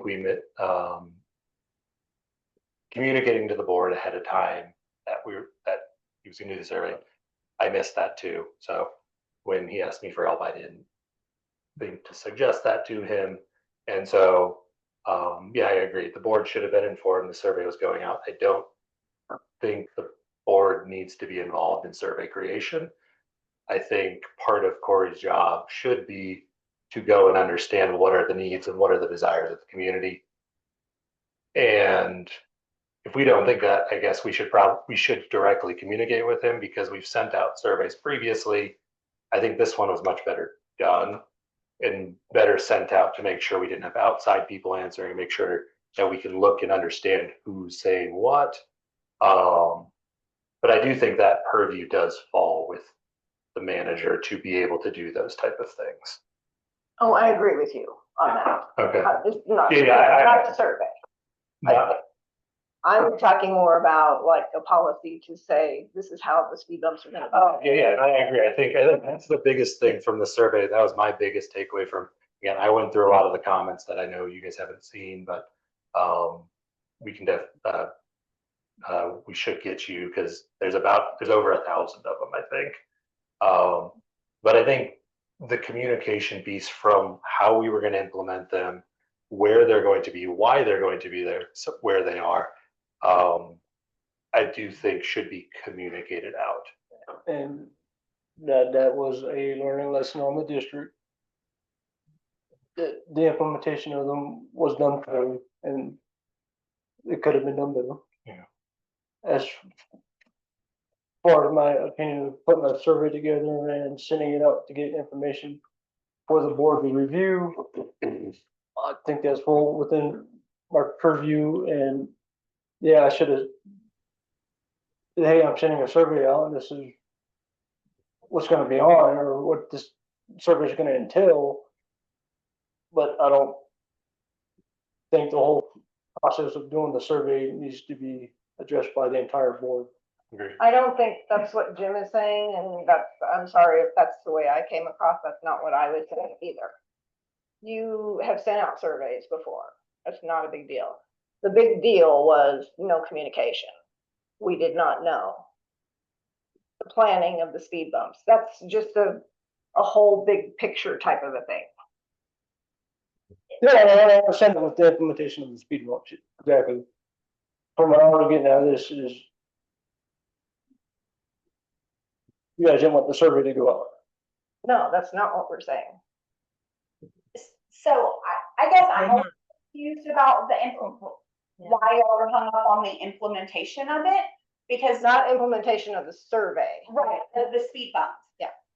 Because we had numerous meetings about the speed bumps where the speed bumps were spoke about, and to my recollection, never not one time where Daryl or Corey instructed not to put any more speed bumps out, or that y'all wanted what had been put out removed.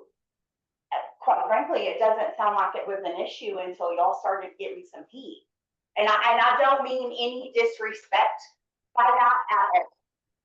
But frankly, it kind of sounds like y'all were put up against the wall, and now y'all were like, oh, but wait, this wasn't even our decision. Yeah, so they were purchased prior to Lynn and Jim coming on board. So it was a different board. We were told that they were purchased, and we figured, okay, whatever, no big deal. And you're right, it is coming around, and it is a big community issue. So that's just why I think more conversation needs to be had.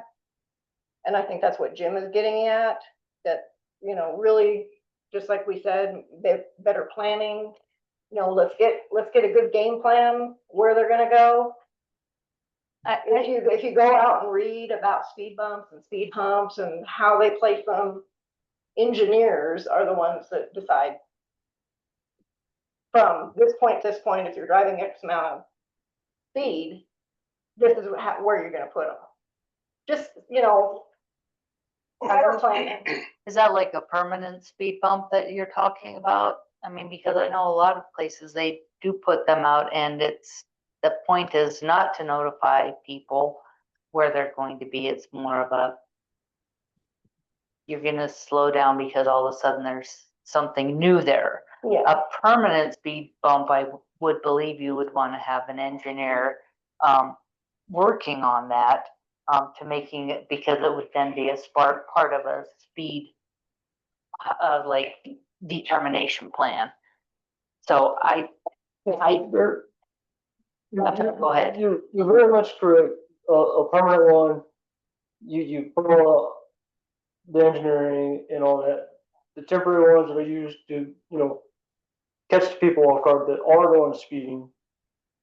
You don't really, hey, case in point, City of Durango was putting in a permanent, speed hump on a road.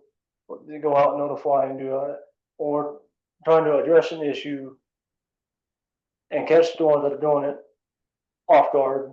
You go out and put it. Yeah. That could have been made a little more clearer to the board, which is my bad. I'll own up to that. Which you've acknowledged already. We yeah. just went out and did it by approval. But it's no different than a radar station. Yeah, I feel like that's part of what your job is. It's safe. Yeah. So they're set up to deter people, whether I agree with the deterrence or whatever. I didn't join the board to make these everyday decisions. You as a manager, you as managers are given a budget. You have this set, I believe there's somewhere in there that says you're allowed to spend this amount of money before you go to the board.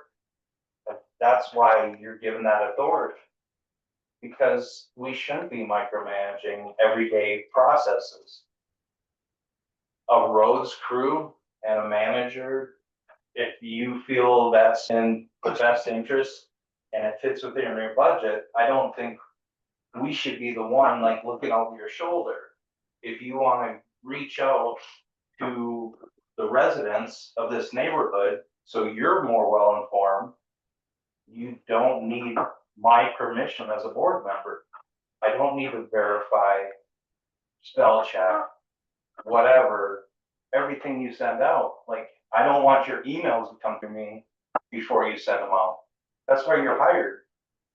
That's the way I feel as a board member, that we are trying to get into this micromanaging situation where that's under his job description, not under mine as a board member. And I feel like some of this stuff is getting to the micromanaging level. Yeah. And we need to stop. I agree that, we all are hearing stuff from people, and that's fine. We can refer those people to you, or we can share what we're getting.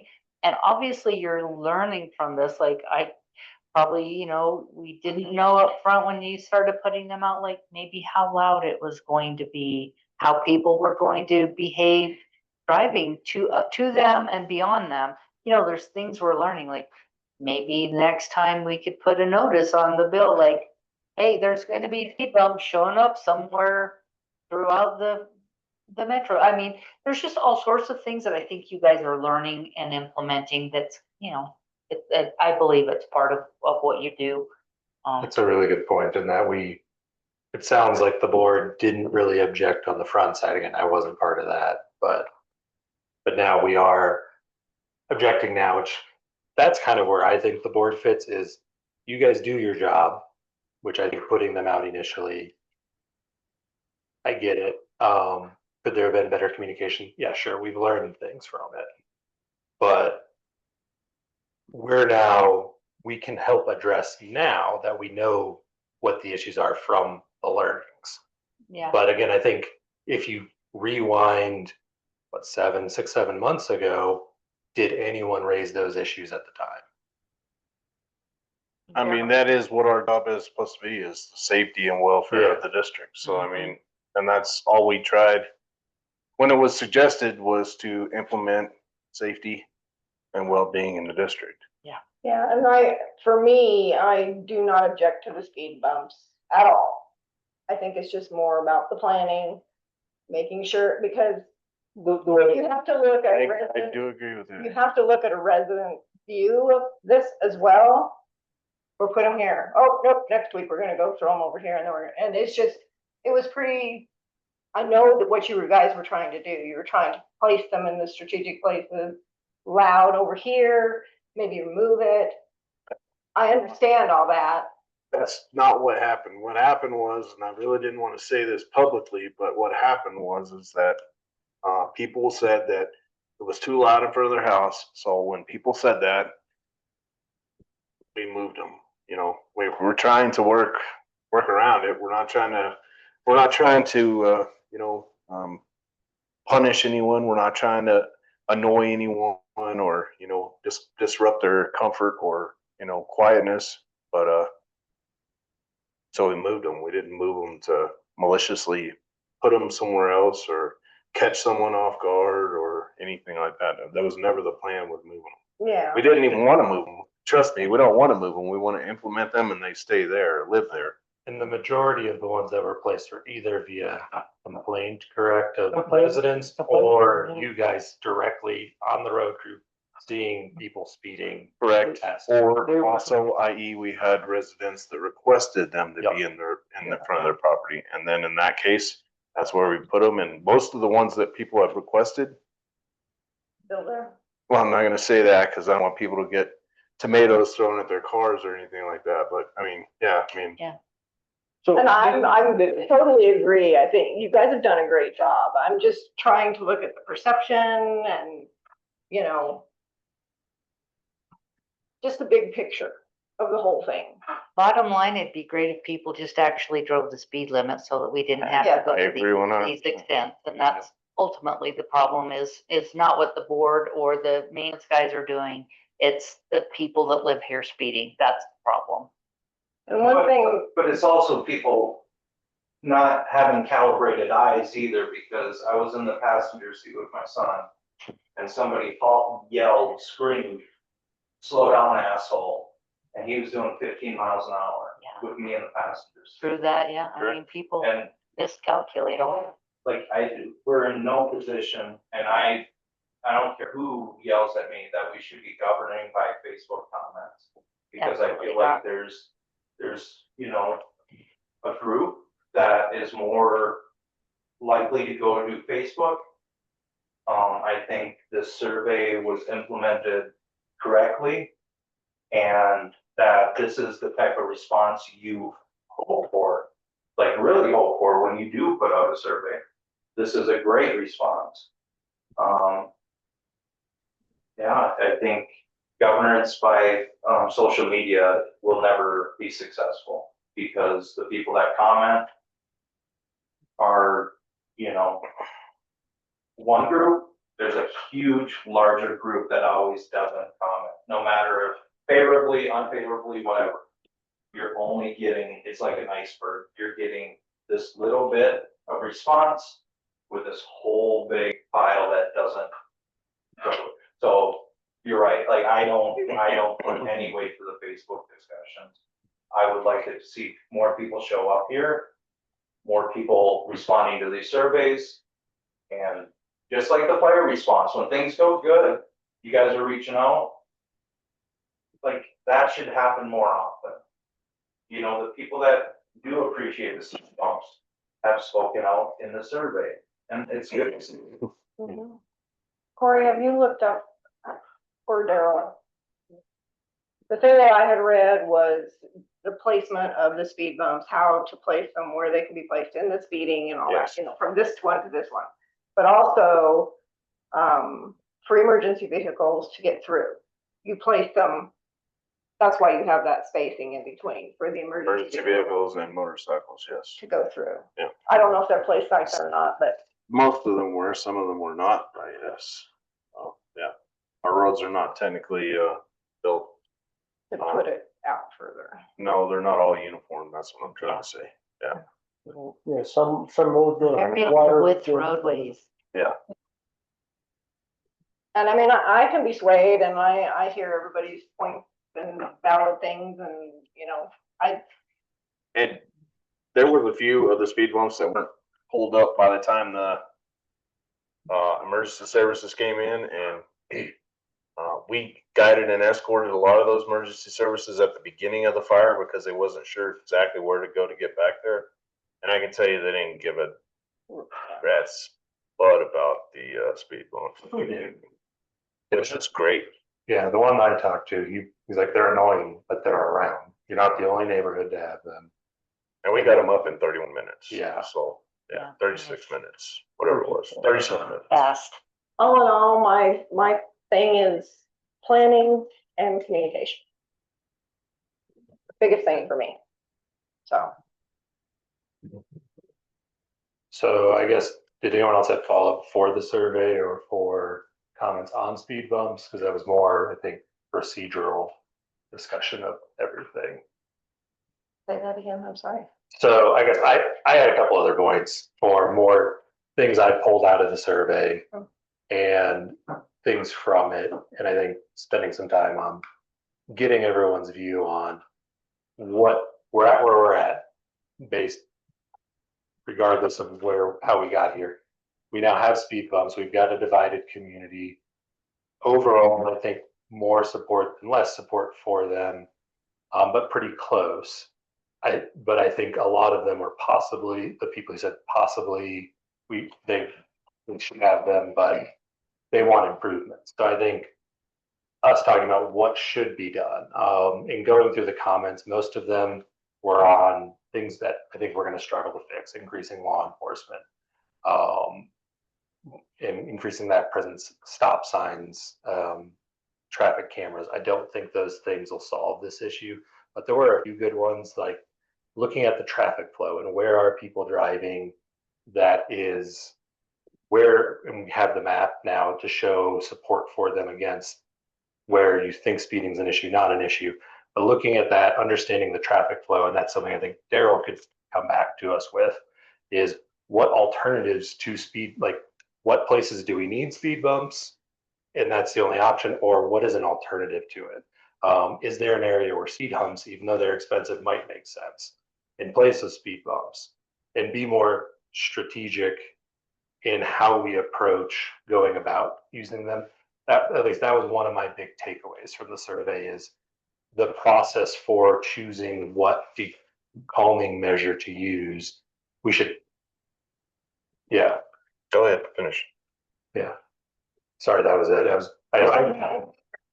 What I said. We do have a traffic counter, but the traffic counter that we have just tells us how many cars go over it. Yeah. And it can tell us how fast they're going over it, but we have to buy software to make that work. Is that something you want to proceed with? The sheriff's one and get the data from them? We would, I think it has to be installed into the equipment.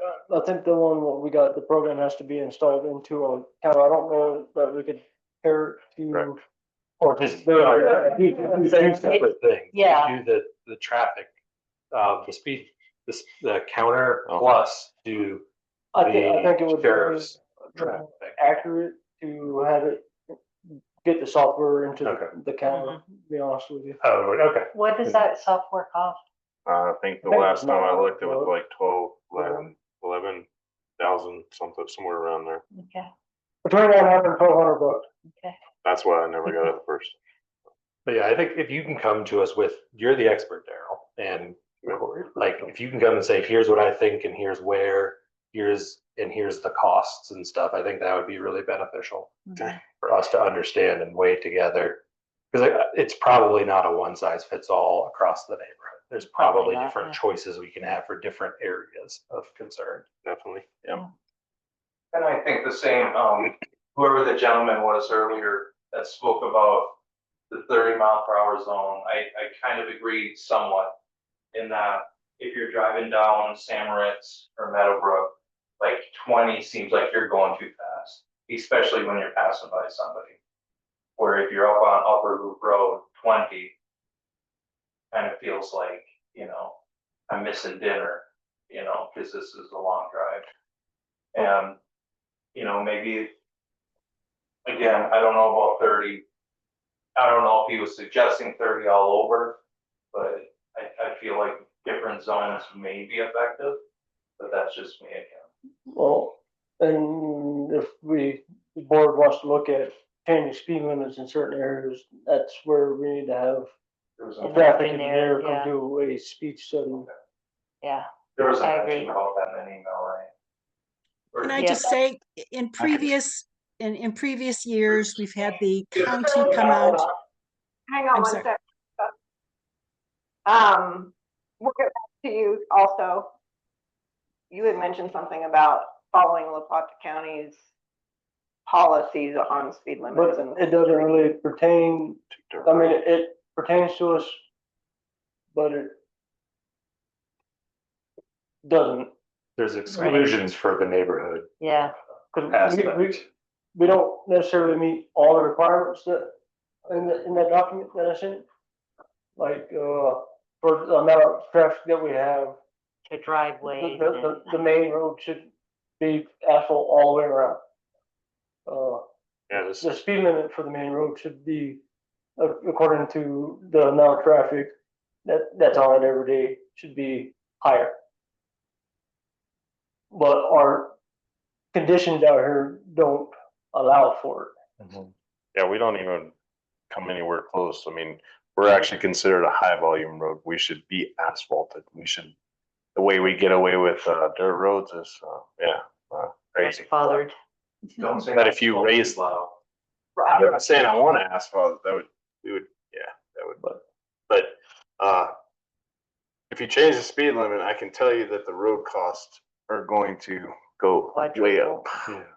I mean, I'm not saying that I don't agree with the speed limit, because I drive the roads too, and I try to maintain, and I catch myself going 25, and I slow back down to 20, because that's what posted speed limit is. But if you do want to raise it, just throwing that out there, that I can guarantee that the price is, it's going to be more expensive to maintain roads. And if that is a solution, I'd be curious if we can get a similar with the entrance. If, and I'm not saying we should pave everything, because I don't think we should, but if that is a consideration, is there something similar to like with the entrance where we agreed to fix some of the county code violations to get their help in paying for it? That'd be something I'd be I'm curious. just saying right now, the county is not gonna do any more pavement for us outside of the entrance. The only reason why they want, or helping with the entrance, That's their roads. that is their safety concern. Gotcha. Okay, fair. They're not gonna else pay for applies. us to, because we have the IDA with them to do anything with the roads in here. Okay. And every other subdivision would also want that. Jim also had, can you scroll up on the comment? That is, I don't have any other comments other than to say the points I raised were in no way intended to undermine the quality of the work that went into the survey and the goodwill that went into trying to make this system work. I think everyone understands that my point was largely that, the board was excluded from this process, and I would like to be included. Can we take a quick break? Yes, can we, we're gonna take a quick break. We'll be right back. For public Do you, comment. when do you open it up for us folks on the phone? I got 9:30 here. Just as soon as we take a quick break, Dale. Oh, so we're close? Yeah, it'll be right after this break, sir. Thank you. Dale may or may not be here. He may be at his other. Yeah, that's probably why he said 9:30. Yeah, that makes sense. Different time zone.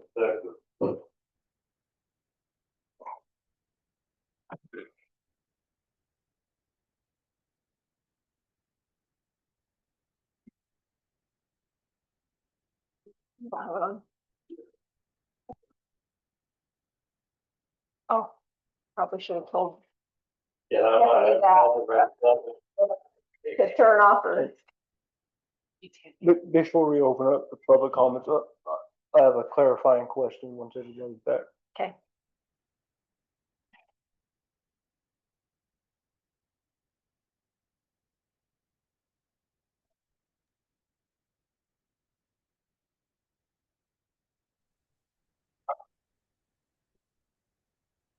No, you're good.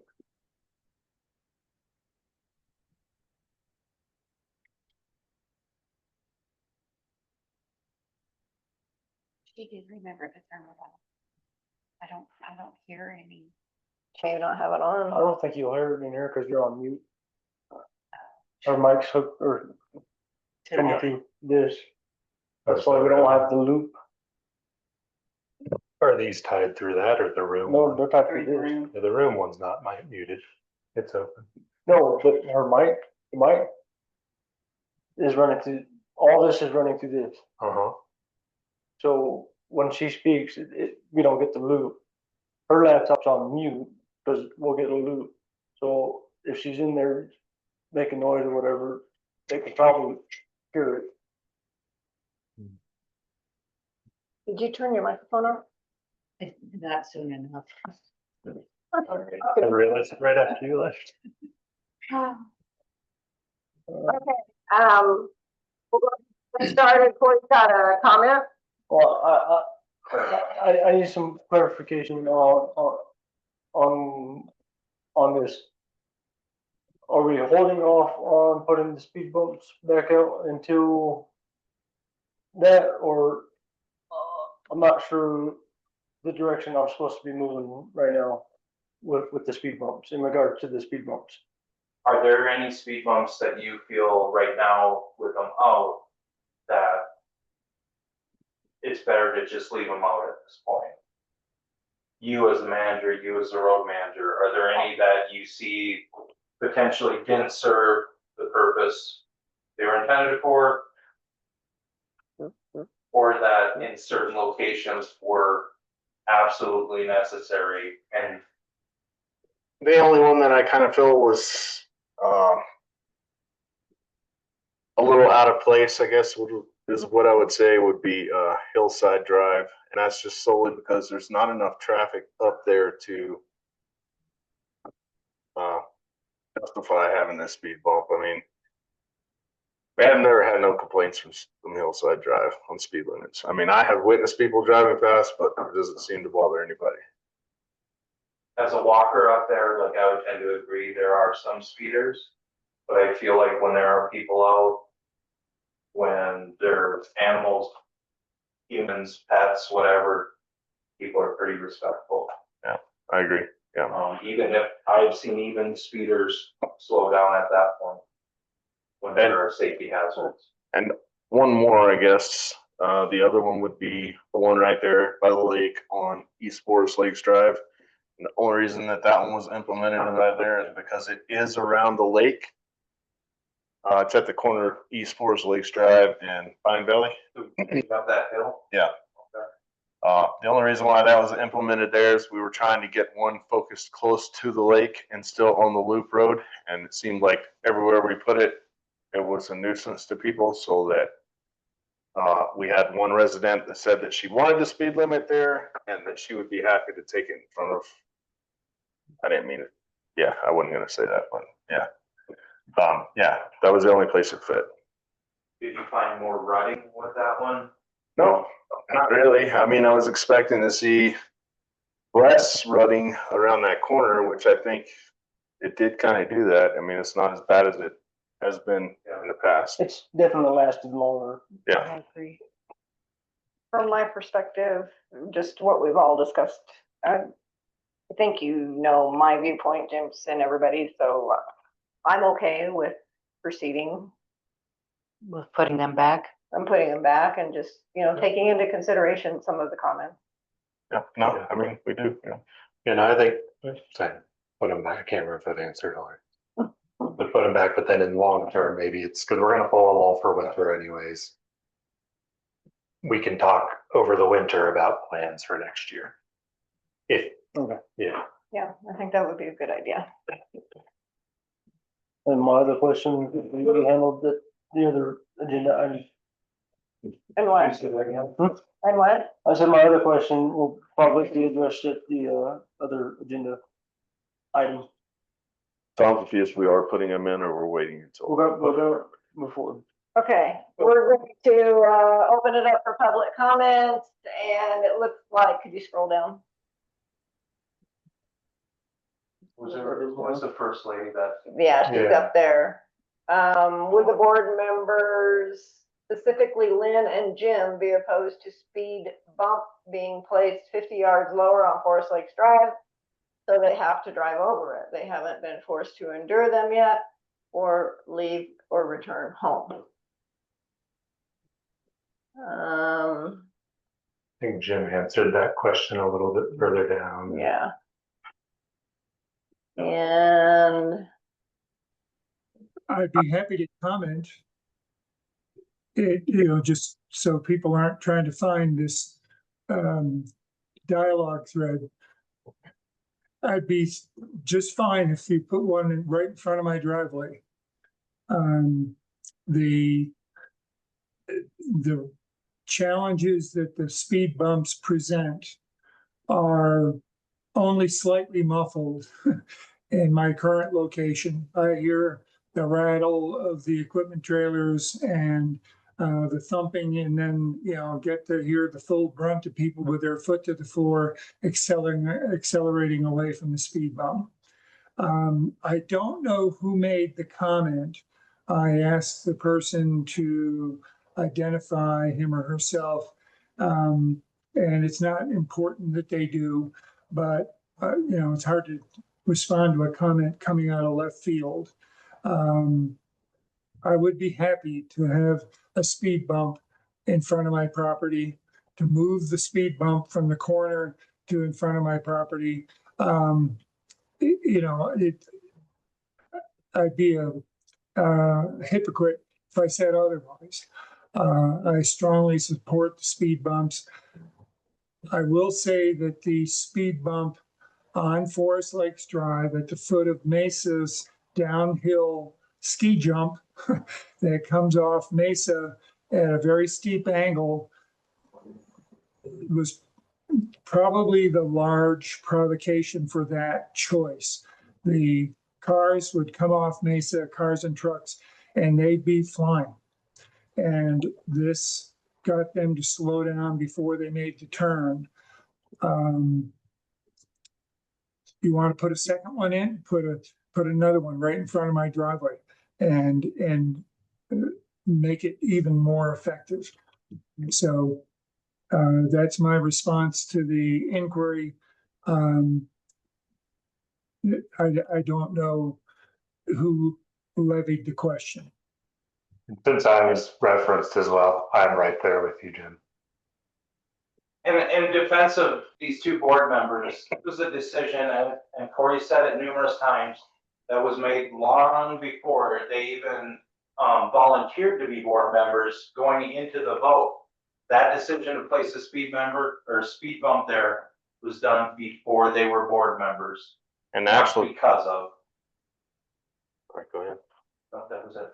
And actually, that speed bump wasn't even about them at all. That speed bump was actually about, yes, y'all had, requested one, but the most important part is that there is a little girl or two little girls, I believe it's two little girls, or sorry if I was wrong, maybe it's one little boy, I don't know, but there's two that play right there on that corner. Two little kids. Yeah, two little kids. Not sure what the address is, but it's coming down the hill. It's on the right-hand side. It's the second house after you pass Snowbird coming down the hill. Yeah. My little kids are right there too, to be fair, but yeah, well, they used to ride their bike all the time out in the streets, and we always watched out for them because we knew they were always there. And I haven't seen them. I couldn't tell you how long. So yeah. Thank you. Dale, did you? I think the order was Vicky, Carissa, Dale, and if I remember I that agree right. with that. It was Okay. Go to Vicky. Thanks, Lynn. Yeah. Sorry, I was looking through that. Yes, thank you. I totally agree with the speed bumps. I was one that requested one on East Forest Lakes Drive. We have seen an immensely different behavior with the speed bumps. It's not only the residents that speed here, it is also the repair and maintenance people that come in and out of here. We saw a reduction in the dust behavior that we were getting. It has just immensely improved our quality of life, and I don't mind the noise that it creates. And I do support Corey and Dale. Thank you so much for doing that, and I hope to see one back up in front of my house soon. Thanks, guys.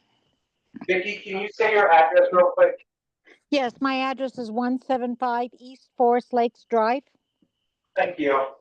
And For anybody, I just wanted to say, I've seen people speed down this road and almost miss this curb and run into the house next to us. And we actually seen that happen, coming down this hill, not make the curb and actually literally go into somebody else's property or trying to avoid it. So, I'm in agreement with the speed bumps. Is that the only solution? No. If the behavior pattern was different, that would be wonderful. But we got to start somewhere. And I've lived out here for over 25 years, and I just see it get worse, not better. And I really appreciate Corey and Dale jumping in there and at least trying to mitigate it. Because prior to that, nothing was happening. You know, you can't get the sheriffs out here enough, and I don't know. I just want to say thank you guys, all of you guys, for doing such a great job, and just want one back in front of my house if possible. Thanks. I'll echo the automobile accident issue on Forest Lakes Drive. Yep. Neighbor 2 doors down has had vehicles careen into his driveway and hit his personal pickup truck and his company truck twice in the last couple years. So this is not some made up nonsense. There's real evidence to support the fact that out of control vehicles that literally cannot make the turn because they're going too fast are ending up in people's front yards. And I'll second that, Jim. 2 years ago at Thanksgiving, I had a pickup rolled over in my driveway. And they were going too fast and couldn't, and they had an accident right in front of my driveway in my yard. Teresa?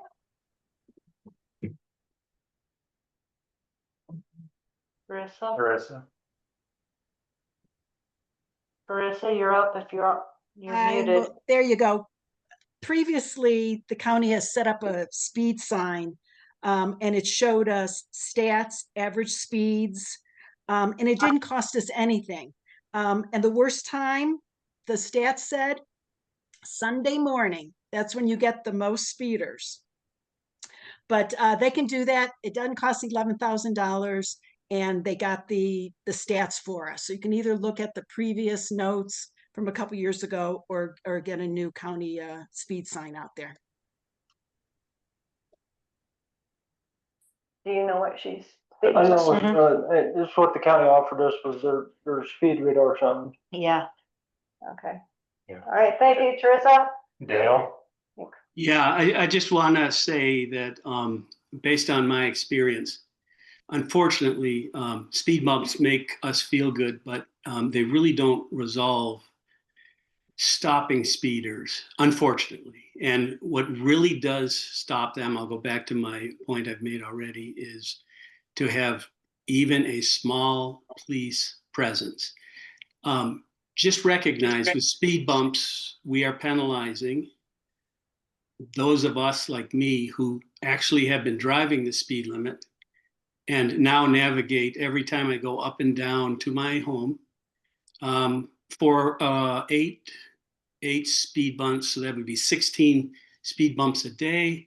If you go for a year, that's about 5,000 or 6,000 encounters with speed bumps the way they're laid out right now. A lot of wear and tear and everything on the car. And you're penalizing the one group that you want to actually applaud, I think, which is those of us who haven't been speeding. So just keep that in mind as you're making your decisions, okay? There might be a lot better way to, based on what I could see in the survey, no question, we are all concerned about speeding in our community. But it also is no question in my mind that most of us are either apathetic or against using speed bumps to attain that goal. Just want to share that with everybody and challenge us all to try and come up with a solution that actually will work to slow down the speeders. Does that make sense? Yes. Yeah. And then the other thing I wanted to say is somebody brought up the paving. I would offer my help to try and convince whoever we need to convince to help us start paving our roads. And I will offer my assistance to try and convince them and generate support so that we could even do as small as a half a mile a year just to get things started in the critical where you folks thinks are most critical to be paved in our community, and get this thing started so that even so it takes us 20 years. We'd be way better off in 20 years from now than we are right now. Does that make sense? Yep. Thank you, Dale. I think, did you have something? Yeah, a couple comments. Your studies disagree with your comment on speed bumps not decreasing speed. There's thousands of them out there. They, by and large, show they do decrease speed, and they decrease pedestrian accidents. And we don't Well, have they definitely do decrease speed when you have them in a small isolated area, not over a 7-mile stretch or 6-mile stretch or whatever we have them right now. Like if you're in a school area, in a school zone, and I don't know if you've noticed, but most of those speed bumps are very dense and you have multiple ones, and that is very effective. And that's probably the data you're looking at, and it's true.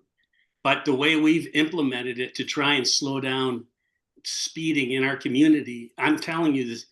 Well, I'm not telling you anything. I'm sharing with you that my experience is all that does is alienate people, and the speeders, unfortunately, eventually just blow over them. They eventually realize they can blow over them, and just be aware. This is going to put wear and tear on our neighbors' vehicles, and so that's just something to be aware of. Incremental wear and tear. Yeah. Thank you for That's it.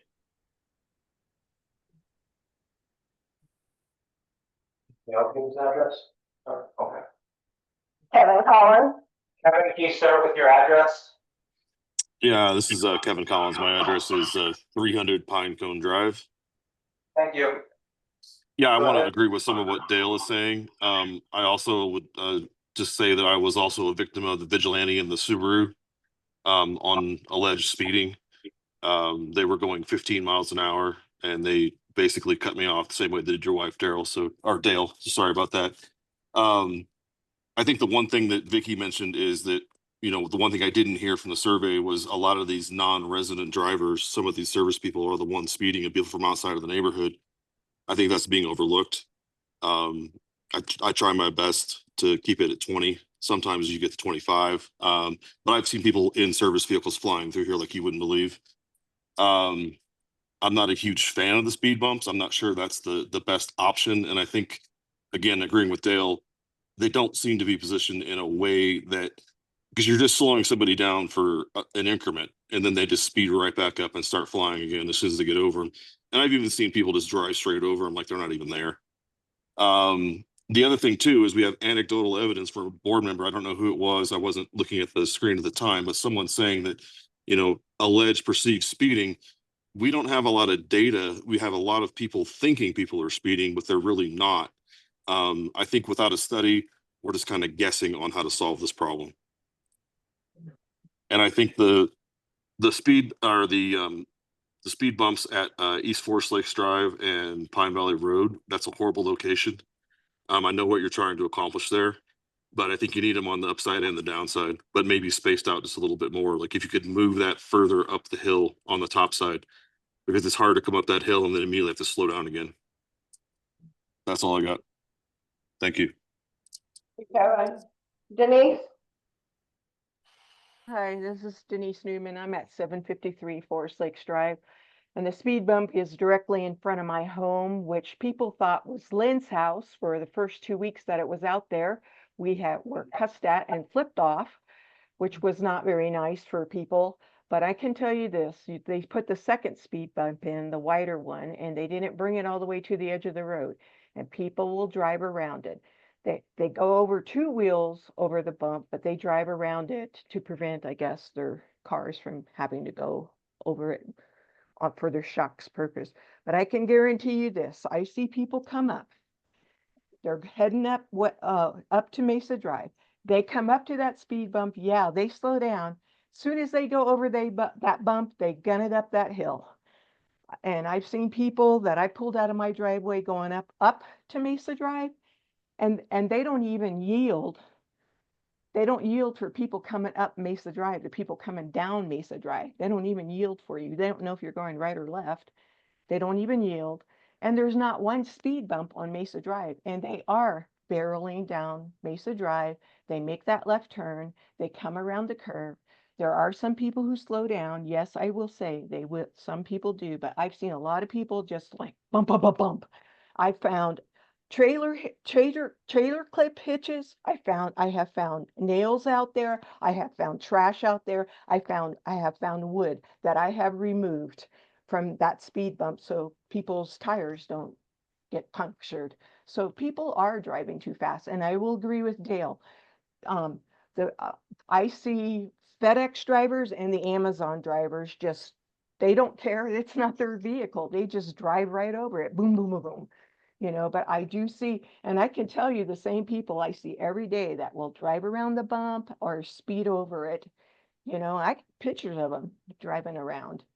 And so, and they did put a speed limit sign right there on the corner of Snowbird coming down from Mesa Drive, and people, yes, were speeding. And yes, that's true about the neighbor that had his trucks hit because they came around the curve too fast and lost control. There was another vehicle that slammed into the tree across the street from us. And every winter, people slide off that hill every winter. They can't even, some people can't even get up it. They don't have the traction to. I've had people that will back down. They will back down the hill on the curve, which is really dangerous. So I would say, yeah, speed bumps help, but the noise is really horrible because a lot of people do not slow down. So, I mean, I'm going to not say all of them, but there are many people who don't, you know, they don't care. I've seen people just drive over it like it's nothing. But if you're going to put it back in front of my house, I would really like for you to move it to the edge of the road so they're not driving through the ditch and tearing my yard. I appreciate your comments, Denise. Thank you. Thank you. Is that it? Uncle Ted. I got one. Mm-hmm. So this is Kerry Newman at 753 West Forest Lakes Drive. I think we need to make that distinction because there's two different Forest Lakes Drive. And Denise is my wife. And I would agree with everything that she said, but I wouldn't say it in the same way. I will say though, that since Friday, when Daryl and his crew came down in 31 minutes and pulled all the speed bumps out, that I have noticed that people are driving slowly. So I guess it kind of conditioned them. So that's maybe one point. And I would agree with Dale that you can't fix speeding. That's pretty much all I have to say. But if you put them all back in, wherever you put them, when we have another Blue Ridge fire, you're gonna have to come back downhill and pull them all out. We don't have to pull them out, we pull them out so it would be easier and we wouldn't have the cars that have to slow way down versus the trucks that don't have to slow down. But that's definitely a consideration. It is very much so a consideration, and then don't know if you remember earlier, we did identify some things to expedite that process and make it a little easier for us to get accomplished. So it doesn't On take Friday? Oh, when we had our after action review on. Okay, yeah. Okay, yeah. But yeah, like, who knows when the next one's gonna be? You're doing it every week. Hopefully not. Mr. Newman, can I ask you a question just since y'all were very, again, knew that there was a speeding problem. Mhm. Would you say that the noise of the speed bump, does that bother you? Or do you prefer that it's slowing down? Well, I'll give the you my noise? opinion, which is much different than my wife's. Okay. Because of the amount of traffic that comes by our house, if the road is not conditioned such that it doesn't keep the dust down, the dust is absolutely horrible. Okay. I go out in my driveway, get in my truck. First thing I have to do is run my windshield wipers to get the dust off of my windshield. Okay. The speed bump, aside from slowing people down, which it definitely had a good effect to do that, has definitely reduced the dust. I don't have to run my windshield wiper. Thank you, Daryl. But the noise can be bothersome because it seems like everybody in Forest Lakes has an empty trailer that they drag up and down the hill both ways, empty. Empty Many- both ways. Many times a day. So that noise is bothersome. And then also the noise of Metro District going up the hill or down. So the noise can be bothersome. Personally, it doesn't bother me. I can live with that because I don't have to live with the trade-off. And I can live with the speed bump being right in front of my house forever, honestly. But that's just me. So the noise Thank you. doesn't deter you from wanting the speed bump in It your doesn't deter me, Okay. but that's just my opinion. Okay. All right, thank you, everybody. We've got 5 more items that we need to get through here on the agenda. Assistance waiver, this will be an action item for the board. So,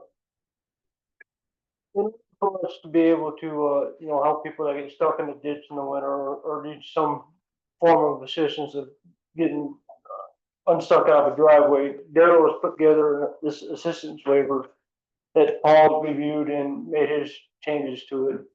So what we're asking for the board to do is approve this waiver that we'll have whoever we're helping get unstuck or out of a ditch or whatever sign says that we're not liable. All legally is that you absolve the district of any damages that occur to your vehicle. We've always done this, but yeah, and we always just tell people, we're not liable for accidents, but yeah, verbal's not good in court, so. I think it's. So I'd hate to leave someone stranded, so. Yeah.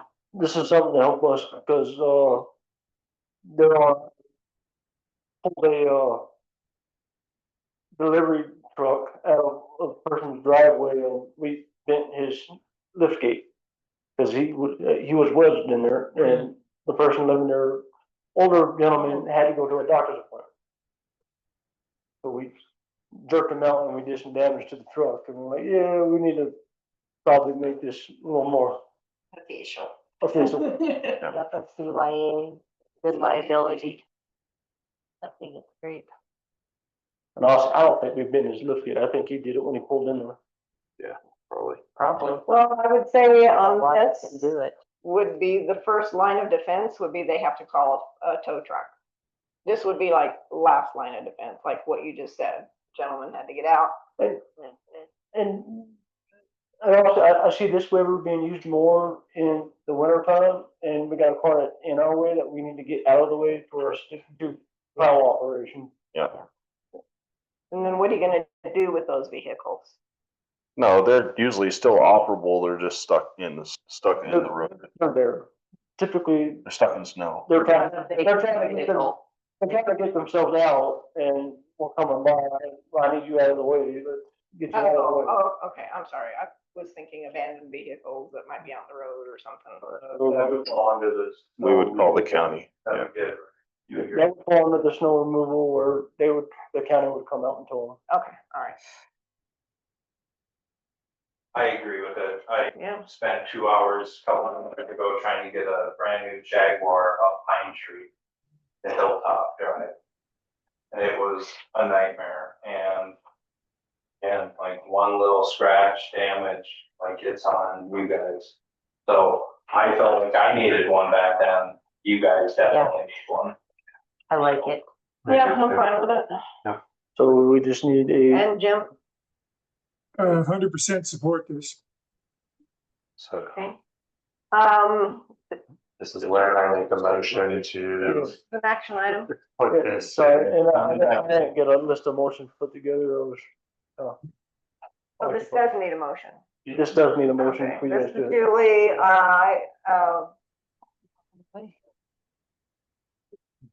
You're good.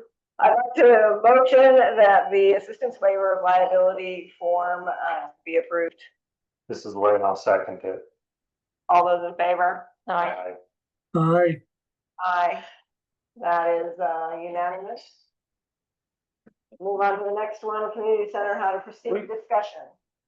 This was asked by Stephanie to be put on the agenda, something about some beams being repurposed.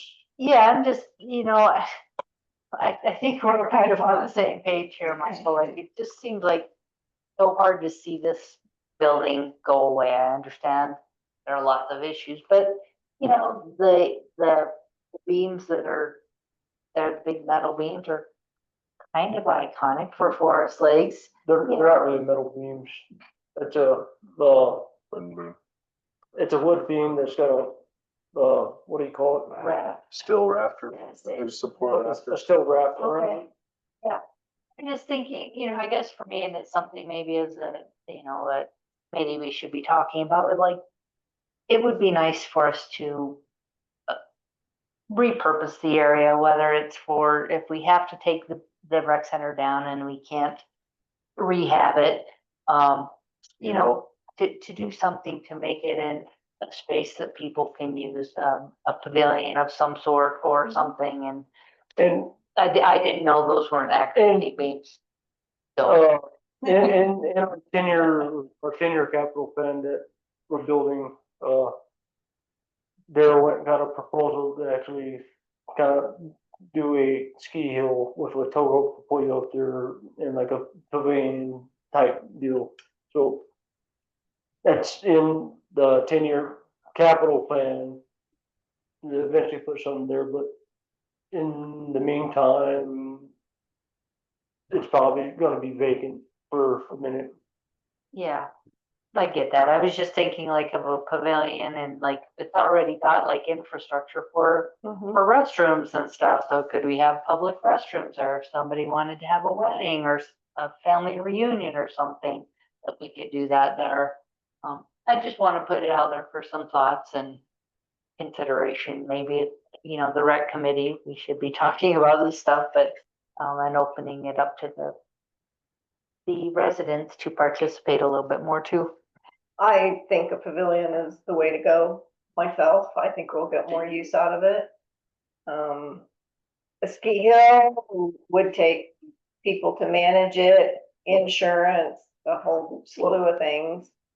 And don't think that's like what the district is set on, is like a ski hill. That's the capital wish list plan of something that could go in place. Well, that was just geared from a lot of requests for Yeah. a snow hill back. Or like a we're not talking we're not talking about do a ski hill in 2026. I don't. Yeah, but if we did have to demolish it, or we probably will, we could design it to have the same type of a pitch and stuff. Yeah, it would kind of be nice, and I still think the idea of having food trucks out there is a good idea too. I think a bunch of people would take advantage of that. Yeah. I like that idea too. I like the ski hill idea too. Yeah, tubing. Yeah, and I think that a lot of those timbers are still salvageable on the upper part of it. It's just where the snow was accumulated around it, so we could save those and cover them and repurpose them for something in the future for sure. Yeah. Jim? I think salvaging was reasonable to salvage out of this building makes a lot of sense, especially when you price out what those timbers would cost today. So if there's a way to make something out of this infrastructure that's useful in the future, I would support that. Anybody else? I brought it up earlier. I feel like last Friday was a huge example of why we need to do everything in our powers to save the lake and also have an indoor facility. Because if we have to have a gathering point, a location for the community, a place for like firefighters sleeping overnight that was brought up, like this community needs all the resources we can get. And as we tear them down, we're going to continue to encounter people that don't want anything because I don't want to use it. And I think we need to fight for these things. That's our job. And if we can reclaim some of this, if it has to be torn down and utilize it as a pavilion, that's great. I think we need a facility, and I think we always will need a facility for a community this large, for a gathering point, for safety purposes, for whatever. This place needs it. We are designed to have these facilities, and we have, as board members and previous board members, we have dropped the ball on this recreation. Yeah, Carol? So when we go to get a quote for something, huge, we have to have three. And I know that you don't have to have 3 engineers look at it, but would it not be wise to have a second take on engineers on the building? Well, I'm not saying that there's anything wrong with our engineers. I'm just saying A different eye. a different eye at the source before we. Well, his was a long time ago too. Because his conflicted with theirs. I mean, And a long little bit. ago, it was said it could be rehab. It could be rehab. It could still be rehab. SGM's recommendation was they think it would be more expensive for it to be rehabbed.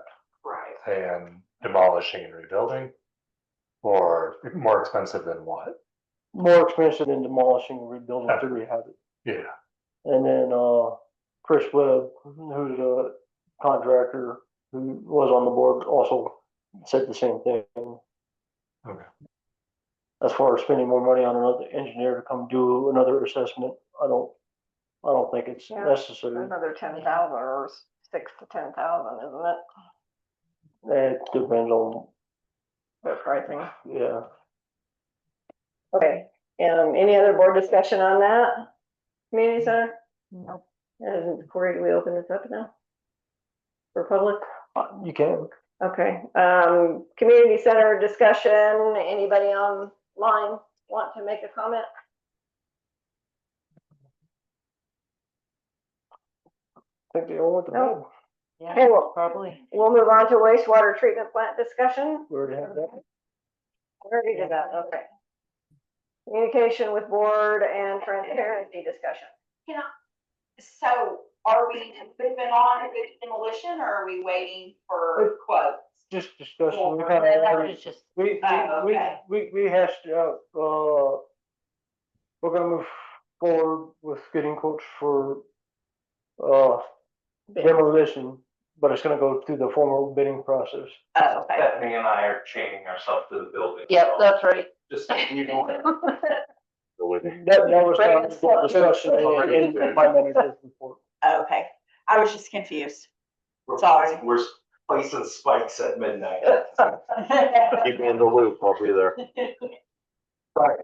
Okay. Communication with the board and transparency discussion.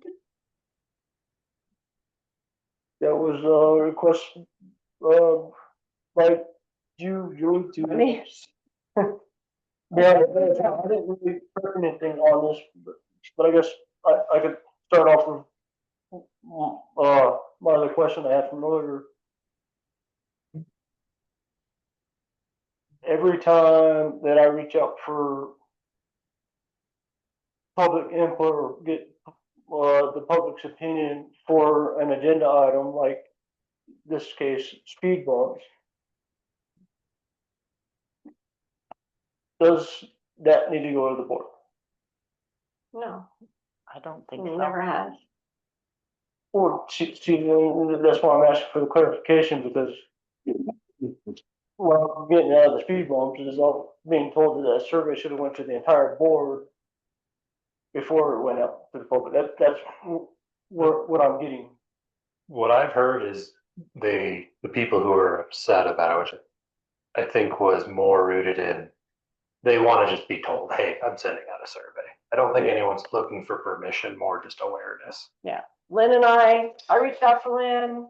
He and I are working on a survey. This is what it's gonna be about. We're sending it out on. Yeah, we're not looking for permission. We're not looking for feedback. You're not just, hey, this is happening so that when we get, I mean, I don't know if I'm the only active one on Facebook. I know you do stuff too, but I get angry people IMing me from time to time. Not that I got it about this. I think most people were happy that the survey went out. But I think that's where they're coming from. Again, I don't think this is directed to the public, it's directed at us, right?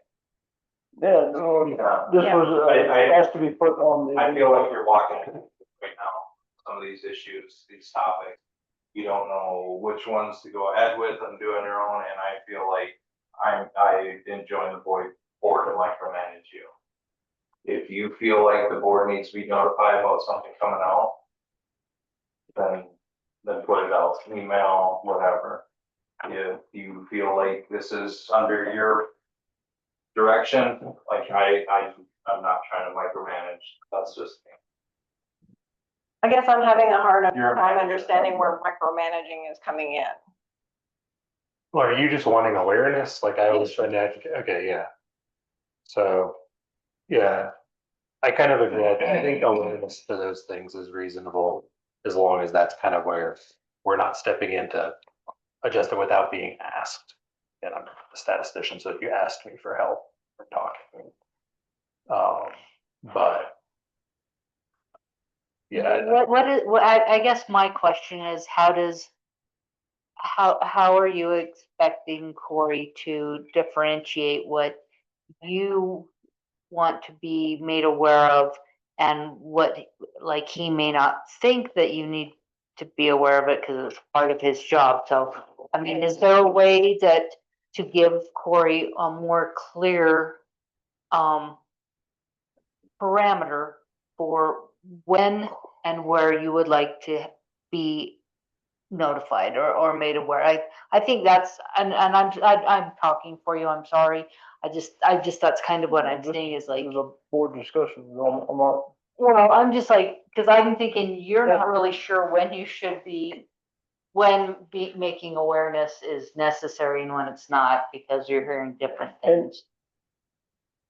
And I'm just using the speed bumps as an example. Yeah, that correct. the email that I received was, this whole thing, survey should have went to the board and not just myself working on it and then pulling in Lynn for assistance on it. And I took the email that way as well. and then now I'm being kind of been turned around a little bit in this meeting, and then I'm stuck in this limbo of what should I be doing and what should I not be doing? So as a board member discussing this items with other board members, I took that email as a question of his authority, a question of his competence. I didn't appreciate that email going out the way it was. I did not like that email one bit. We hired Corey as a manager. And I guess that's where my confusion is coming right now, because from that email in particular, it was made out a very different way to what I'm being told now. Now I'm being told, yeah, do it. Are we talking about the email I sent? No, Jim, I'm not talking about the email you sent. The one I sent. I'm talking about the one that was sent by Julie In a response to your. and a response to the whole email chain that was happening. I think there was probably a misunderstanding, miscommunication on both sides. When I read it, it was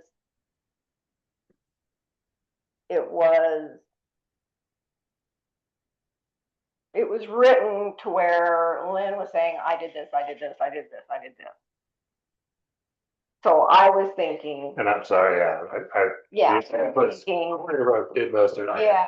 So I think it was. It could have been, yeah. Maybe everything, maybe, that's why I wanted to have a conversation with you and what you wanted to bring it I chose not to because I was pretty still irate and it would be best to have this with the entire board so I know what the entire for me. And I apologize if I wrote it wrong, but that was not my intention to undermine you at all. But what I got out of it was a board member was working with you on something that I felt maybe the whole board should have been involved in. That was kind of how I read it. Yeah, and the parent talking about it today as to where that previous email, I'm like, oh, so I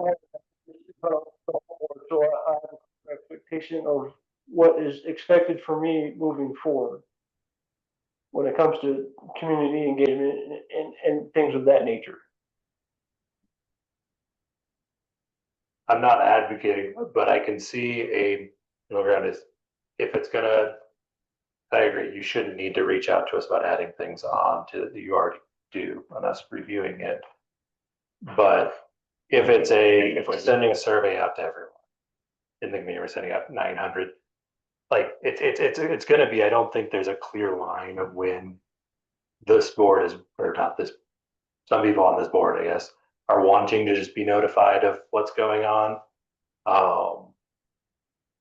But like if it goes out to the whole community, that type of thing, maybe just awareness. Yeah. If it's talking to individuals, it's even talking to a small group, unless they're a concern. I mean, you do that though. When there's concerns, you send it to, oftentimes to avoid the issue of like Julie and I, or as president, vice president. So I think you already do it really well in most of the areas. I think this is kind of a one-off of missing that. And I'm not arguing the fact that hey, we should, hey, this is getting ready to be pushed out. Heads up, be on the lookout. I'm just trying to I think that would have. And I should have said that too. I don't think you're alone in this.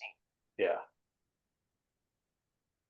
Because the way I wrote, you mistook what was in my head that came down on the paper and vice versa with what he wrote. It's that communication thing.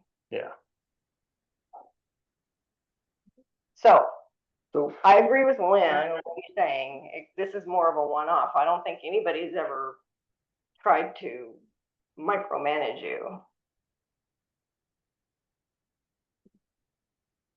I'm just wondering if maybe, like when an issue or a concern comes up, maybe just have the conversation with Corey. I wanted to. And then just, if it needs to then be addressed with the board, we can do that, but probably this could have been resolved by just a one-on-one conversation. I don't know. Yeah, I wanted to, but he wanted to bring it to the board. I wanted to bring this one to the board because the way I interpreted her email, I wanted to get the board to give me a set guideline of this is the way I need to be doing my job or proceeding forward. Not doing my job, but proceeding forward. I also chose not to have that meeting with her last week because I was pretty hot and that conversation went well for either one involved. I respect that. I just feel like, I felt like this conversation on what I need to be doing moving forward needs to be had with the board in its entirety, and could honestly could have been an executive session to get into the meat and potatoes, so we're not making this any longer than it needs to be. But moving forward, when we're setting up things that impact the entire community, I need to be saying, hey, this is what I'm doing, FYI. When it comes to smaller things that's not really impacting the entire community, unless it's like some of the issues I've already seen, doesn't necessarily need to come to the board, is what I'm getting out of this. Use your best judgment. Yeah. I trusted you enough to hire you or to support your hiring. Use your best judgment going forward. And that's all you can do. There's always gonna be and this is no attack. There's always gonna be somebody that doesn't agree. There's always gonna be somebody that thinks you should have done something when you, just like the speed bumps, there's people, use your best judgment. I trust you. I second that. It's a. Add that my concern I expressed some time ago in this meeting is I felt this crossed over into a governance issue. And much as you are concerned about being micromanaged, I think from my personal point of view, I see that the board should have been involved in this because it has substantial impact on the relationship with the community. But I think the rule of thumb I would recommend is based on this experience, based on what has evolved out of the speed bump survey. When in doubt, bring it up with the board. And if somebody says, wait a minute, that might be the board's right, it might not be. But, you know, I never got a survey ever until I asked you for one.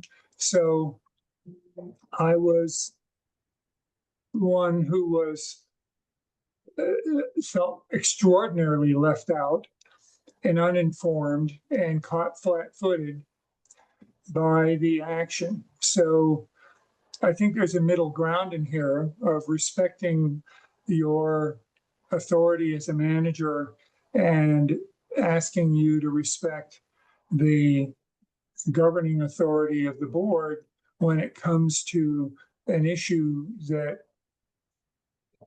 clearly means so much to so many people that, you know, given the turnout tonight and the response to the survey, this is a pretty big deal. And I didn't say you didn't do it well. I didn't say that I wanted to micromanage the survey drafting, nothing like that. It's just the board shouldn't be the last to know. So that's my opinion, which is different than many at the table, but that's my opinion.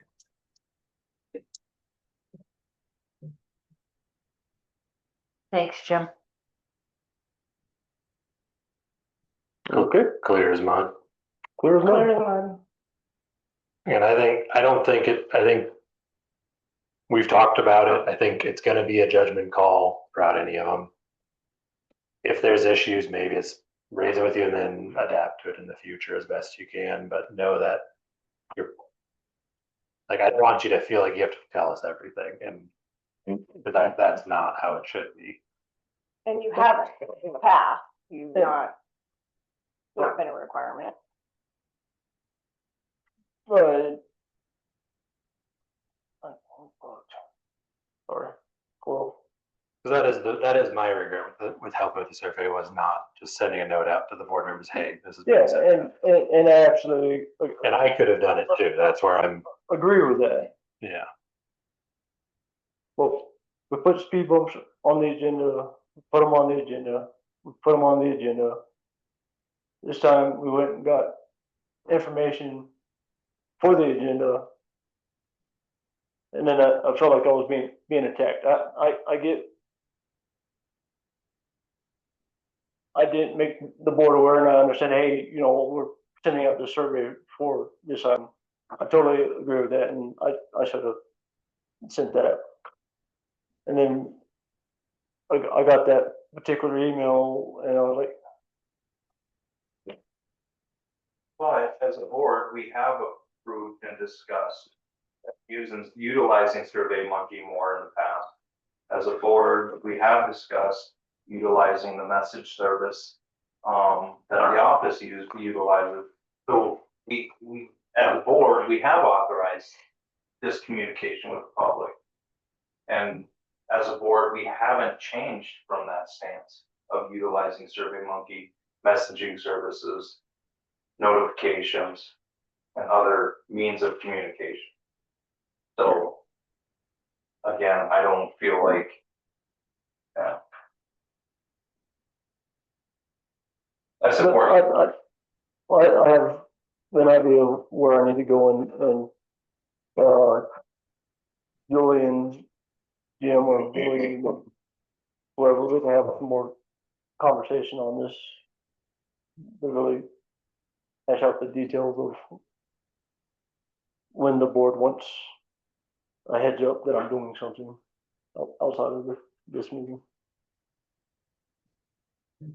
And I apologize if, you know, like I said, sometimes when you write from your head to your fingers, it doesn't come out the way that it should. So I apologize. In the future, if something like that happens, just tell me and say, hey, I'll meet with you to discuss this next week on Thursday. You know, give us time span of. I wasn't sure there was going to be a next week. I was pretty mad. That's why I asked for the time to cool down, to be honest with you. And I went and had. Past week's been really messed up with some of the other situations that you two know about. So, anyways, I think we can move on and we can have another conversation outside of this. Okay. Fire emergency action plan review and approval. Yep, I think Daryl did a phenomenal job on putting this together. And when I was trying to stop you earlier about it, it was like it's on the agenda list. Hold off on comments on it. You were making a comment about some bullet points or something on it that you might want changed. Yeah, like where it says plan A, plan B, if this is what employees are following, it might be a good idea to have it like broken out in bullet points so they can just go like check, check, check, check. Yeah, plan A is, you know, obviously the first plan. If there's a fire in that location, of course it would be plan B, which was the emergency exit. And then if all other plans fail, then of course our next point of contact would be for the fire department. And as like I stated earlier, the whole breakdown on it is, it's in the EAP, but that is actually an SOP. So that's a standard operating procedure for any employee who observes the fire or is first on the scene of the fire to go grab that and know exactly what they need to do. I think I see what the confusion is here. This is being added into or updated in our emergency action plan. So I think we need to change the title to fire emergency standard operating procedures versus EAP plan. Because this is very much an SOP. This is how you need to proceed through these events. Does that make sense? So like in the EAP, it'll have, dam break, blah, blah, blah. So this blah, is a blah, blah. subsection of that. It'd be this is a subsection of the emergency action plan. So I mean, it's labeled as the fire emergency action plan. But it should be, you're saying fire emergencies SOP. SOP that's pulled out of our emergency action plan. So I think it's a change of title needs to happen. The first part of it is an emergency action plan. Yeah. Because you're gonna call 911, what you say to 911, who you call after 911, that is the emergency action plan. And standard operating procedure is what you need to do after all that's been done.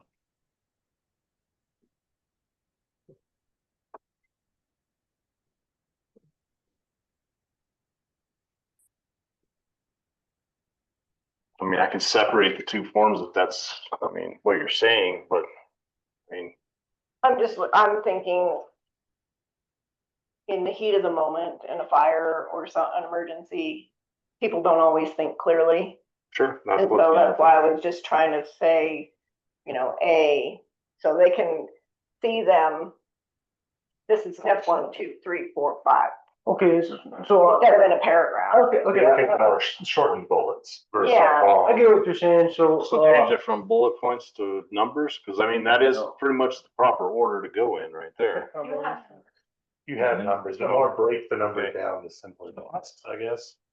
If I understand this correctly, I think for like plan A, you would have plan A, here's step 1 through 6. It's gonna be the same for all plans. And then plan B, step 1 through 6, but the locations are different. Location is different. Yeah. What do you want?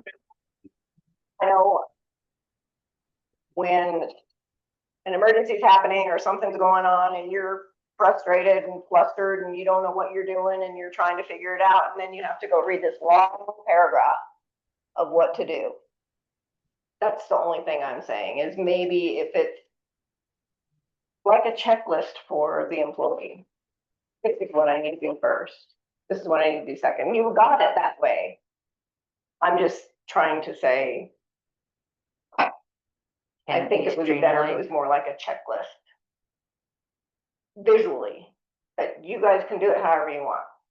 Saying something like this. You guys do, file runs, I can't remember what it's called, like when it's a fire drill. You guys do that, like do drills on this stuff ever, or? Not on this. What, do you just have one? You should have. We've had 5 fires here since I've been here, so yeah. Yeah. I think this last Friday highlights that when shit hits the fan, even if there's plan A, B, or C, whatever, for the most part, even without these documents, people were doing their job. Yeah. And so it's great to have this on paper. This isn't always gonna work on paper. It's not always gonna be able to take the time out and say, where do I go? And that's where a walkthrough once in a while might work, even though these happen, like you said, Every 10 years. like every 10 years. Literally. It's very much a living document, and it's gonna have to adapt with the changes. And I'm not, again, this is gonna sound horrible in today's society. Men and women think different. Yeah, we're better at it, I get it. And no, it's calmer under pressure. I think when shit hits the fan, people react. My wife reacted differently than I did in our house. She was grabbing documents, I was grabbing guns. I'll say it straight up. They're both very close together for what you get, right? Because you're saying. That one was up here, my wife's. Look at, and we talked about it earlier, look at where we were compared to where the fire was. Yeah. I was literally the same elevation, a couple of ridge lines over. Just one. It's good to do walkthroughs, it really is, but every situation's gonna change, and that's why, going over this, whether it's bullet point, whether it's pulling your guys out to the side and say, this is, literally standing at 82 Alpine. This is our first meeting spot. If this doesn't work out, let's go for a drive. This is our next meeting spot. Yeah. again, like it's gonna be every couple of years, every year, whatever, but it's an afternoon. Sit down with your guys, look at these documents, and so whatever makes sense, I don't know, like to you or the employees, like whatever they can capture on, I guess is what. Yeah. And I did review this with every employee. I gave every employee a copy. I sent it out to the insurance companies. I sent it out to Paul Valdez. Yeah, I mean. Did anybody ask like, oh, like for clarification on anything?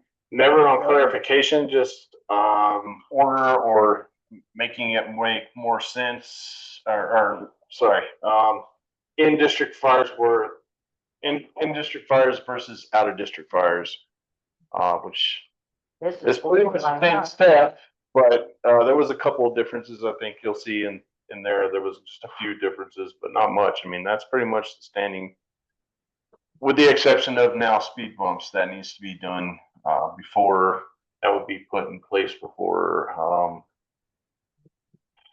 making sure that the lake was, blocked off so people couldn't get in there. I saw that Corey's comment, do we need to shut down the dam again? And those things just happen naturally, like, and it evolves pretty quick when that fire's right above And, the and, community. and typically that's the first phone call I get from, Upper Pine is, hey, we're pulling water out of the thing, and then I'll go up there and start doing it. The pig bar farmer, they actually had law enforcement officer up there. And then, I'll get, once these guys get in, if it's on a Friday, like this one was, somebody will get posted there, while I go and make the rounds that need to be made with whether the fire's in district or if it's out of district. Like Friday, I was up and down the mountain a few thousand times and checking on things and making sure nobody was hindering traffic. And then I spent the rest of my time down there at the dam, and then I'd come back up here and check in with office ladies and make sure there was nothing negative. Which the video would help. Yeah, Which- 100%. Yeah, we have 3 radios ordered. Yeah, because then you go running all over the place. And two, we got a radio down here versus, if it's outside, we don't need to, or out of district, not out of fire, out of district. We don't need to get the entire crew in here, we just need somebody to come up and shut down the dam. Yeah. In the event they're pulling, right? Yeah. So, and this is a suggestion. Have you, once you've given this to your guys, once you disseminated it to whoever, did anybody come back with, I did this on Friday, that should be included? An extra step, an extra. That was actually put out way before the fire ever came, so no, there was never anything updated since the fire. I mean, yeah, I didn't even know it was gonna be board meeting, so, yeah. I'll, bring it back to them and see if there's anything to change, but I mean, I think we all agree that we do need a emergency action plan. I mean, SOP. does it need to come back? Yeah, SOP, emergency action plan, does it need to come to the board? No, I don't think so. I think I get where Julie's coming from with her questions. I think is this something we're giving to people ahead of time? So they read it and say, okay, Yes. when there's a fire, I know what to do. Absolutely, and it Okay. will also be stationed at the firehouse, which is our firehouse in the district by the lake. And- It'll be in vehicles and everything else, yeah. And then separately, if there is a fire, is there a checklist almost that we need to have of do this, not the put out the fire? Because I don't think no one's gonna be reading a checklist to say, let me get a fire extinguisher. They should already be aware of that. But I do think there's checks of pulling the speed bumps, going and closing, evaluating, do we need to close the dam? Whose decision is it? And knowing that as a more, I'm in the heat of the moment, I need a very simplified checklist if we need one, which is very, I think it sounds like different than this. So do you, And I so think you that's what advise we were- adding a checklist, or do you advise completely doing away with that? And No, I think this is good. I think this is really good for it's going to sound terrible. The example I can, in my mind, is the PSAs of don't shake the baby. You need to tell parents that before they have kids, because they're going to be awake for 36 hours straight at 2 a.m. and just want to, on impulse, shake the baby. And so we tell them that ahead of time to prep them. I think that's what this is. It's, do we need, in addition to this, a checklist? I don't know if we do, but if we do, if these things need to be done, it would be in addition to it, I think. And typically, these sorts of things wouldn't necessarily come to the board, but the board does have to approve the emergency action plan, Okay. which the board did. We're amending it. That's why this is coming to the board. Standard SOPs are like how to go change a lift station pump. You guys, unless you are bored and want to read something while you're here. That doesn't, you guys, that's why this one is in front of you. Okay. For better explanation, because I kind of do it on here and I didn't really explain why it was on here. So it's not the checklist thing we're talking about. That's not what we need to approve. This is more of you approving the plan so we can amend it into the emergency action plan that we have that goes with the dam and all the other stuff that we're required to have. Yeah. Okay. Gotcha. Well, for what it's worth, I really like this and support it wholeheartedly. If it evolves over time, I wouldn't be surprised, but you know, you got to start somewhere, and this is a good start. Is now a time to make a motion of some sort? Is a motion needed for this? Be asked, comment that if we're done discussing it. The board's done discussing it. Yep, I think we should open it to public comment. Yeah. There's Teresa's, oh, it's only 3. Your machine's gonna restart. It's in an hour. Yeah. We're good. Go away. Is there anybody online that would like to make any public comments regarding the fire emergency action plan? This is Paige Maynor at 1883 Pine Valley Road. If I've understood the conversation correctly, it sounds like Corey is going to be talking to Chief Evans and doing a debrief as far as the recent fire, and maybe where there are opportunities. This one was, we were fortunate that it didn't get out of control and we had a lot of resources on it quickly, but it also seems like an opportunity to potentially look at and hear from Chief Evans or the firefighters where there's room for improvement potentially. I wouldn't necessarily say debrief on what the firefighters and the fire department did. It's more of a debrief on the incident itself, that what happened, and trying to improve some communication issues between the fire department and the district. Got it. I went up to Incident Command and told them that we had some resources that we could provide. And from the root deal, I can't say this is true or not. It didn't sound like that information made it all the way to the top. To what we had some firefighters that said, absolutely, we could have used an extra water truck up here because they were trying to fill up off of one hydrant when they didn't know we had another truck capable of having water up there for them to pull off of, or our grader or our loader or backhoe, which obviously not need that when you got 2 dozers. They push dirt a lot better. But how long did it take for their dozers to get here compared to at the bottom of the hill? By the time my guy was rigging the backhoe or the loader up, I passed him in Durango. I made a call, so obviously he was still down there hooking up the equipment that has to get rigged on to the loader. Yeah. And they were here quick. I mean, I'm not gonna say that's gonna be every fire, but yeah, they were here pretty quick. Is that all you had, Paige?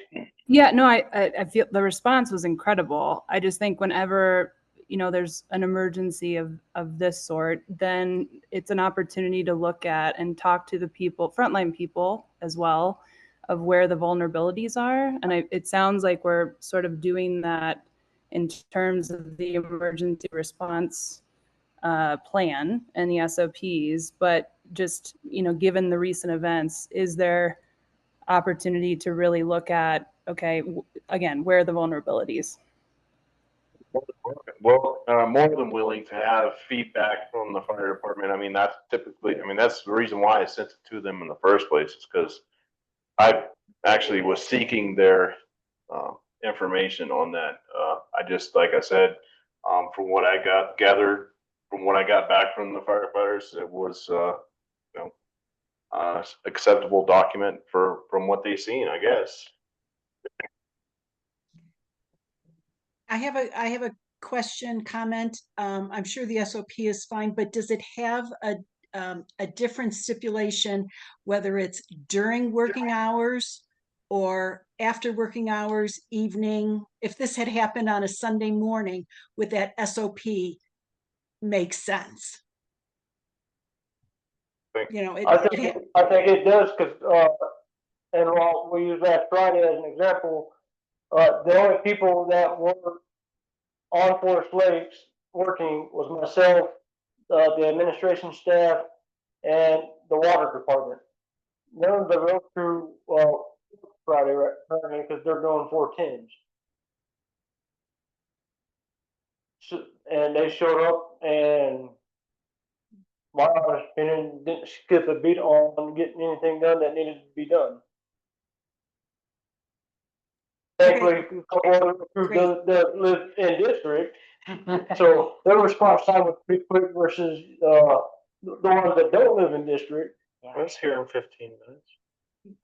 Wonderful, thank you. We'll talk about how fast you maybe drove. Any other comments? It's on and horns going the whole time. Don't tell on yourself, Bill. Well, if there's no more comments, we will adjourn at 9:54. Vote on it. No, you don't have to vote to adjourn. No, on the action plan. Yeah. Yep, sorry. Yeah. We I'll make need a motion to approve it as is, or make a motion to approve it after we make changes to it.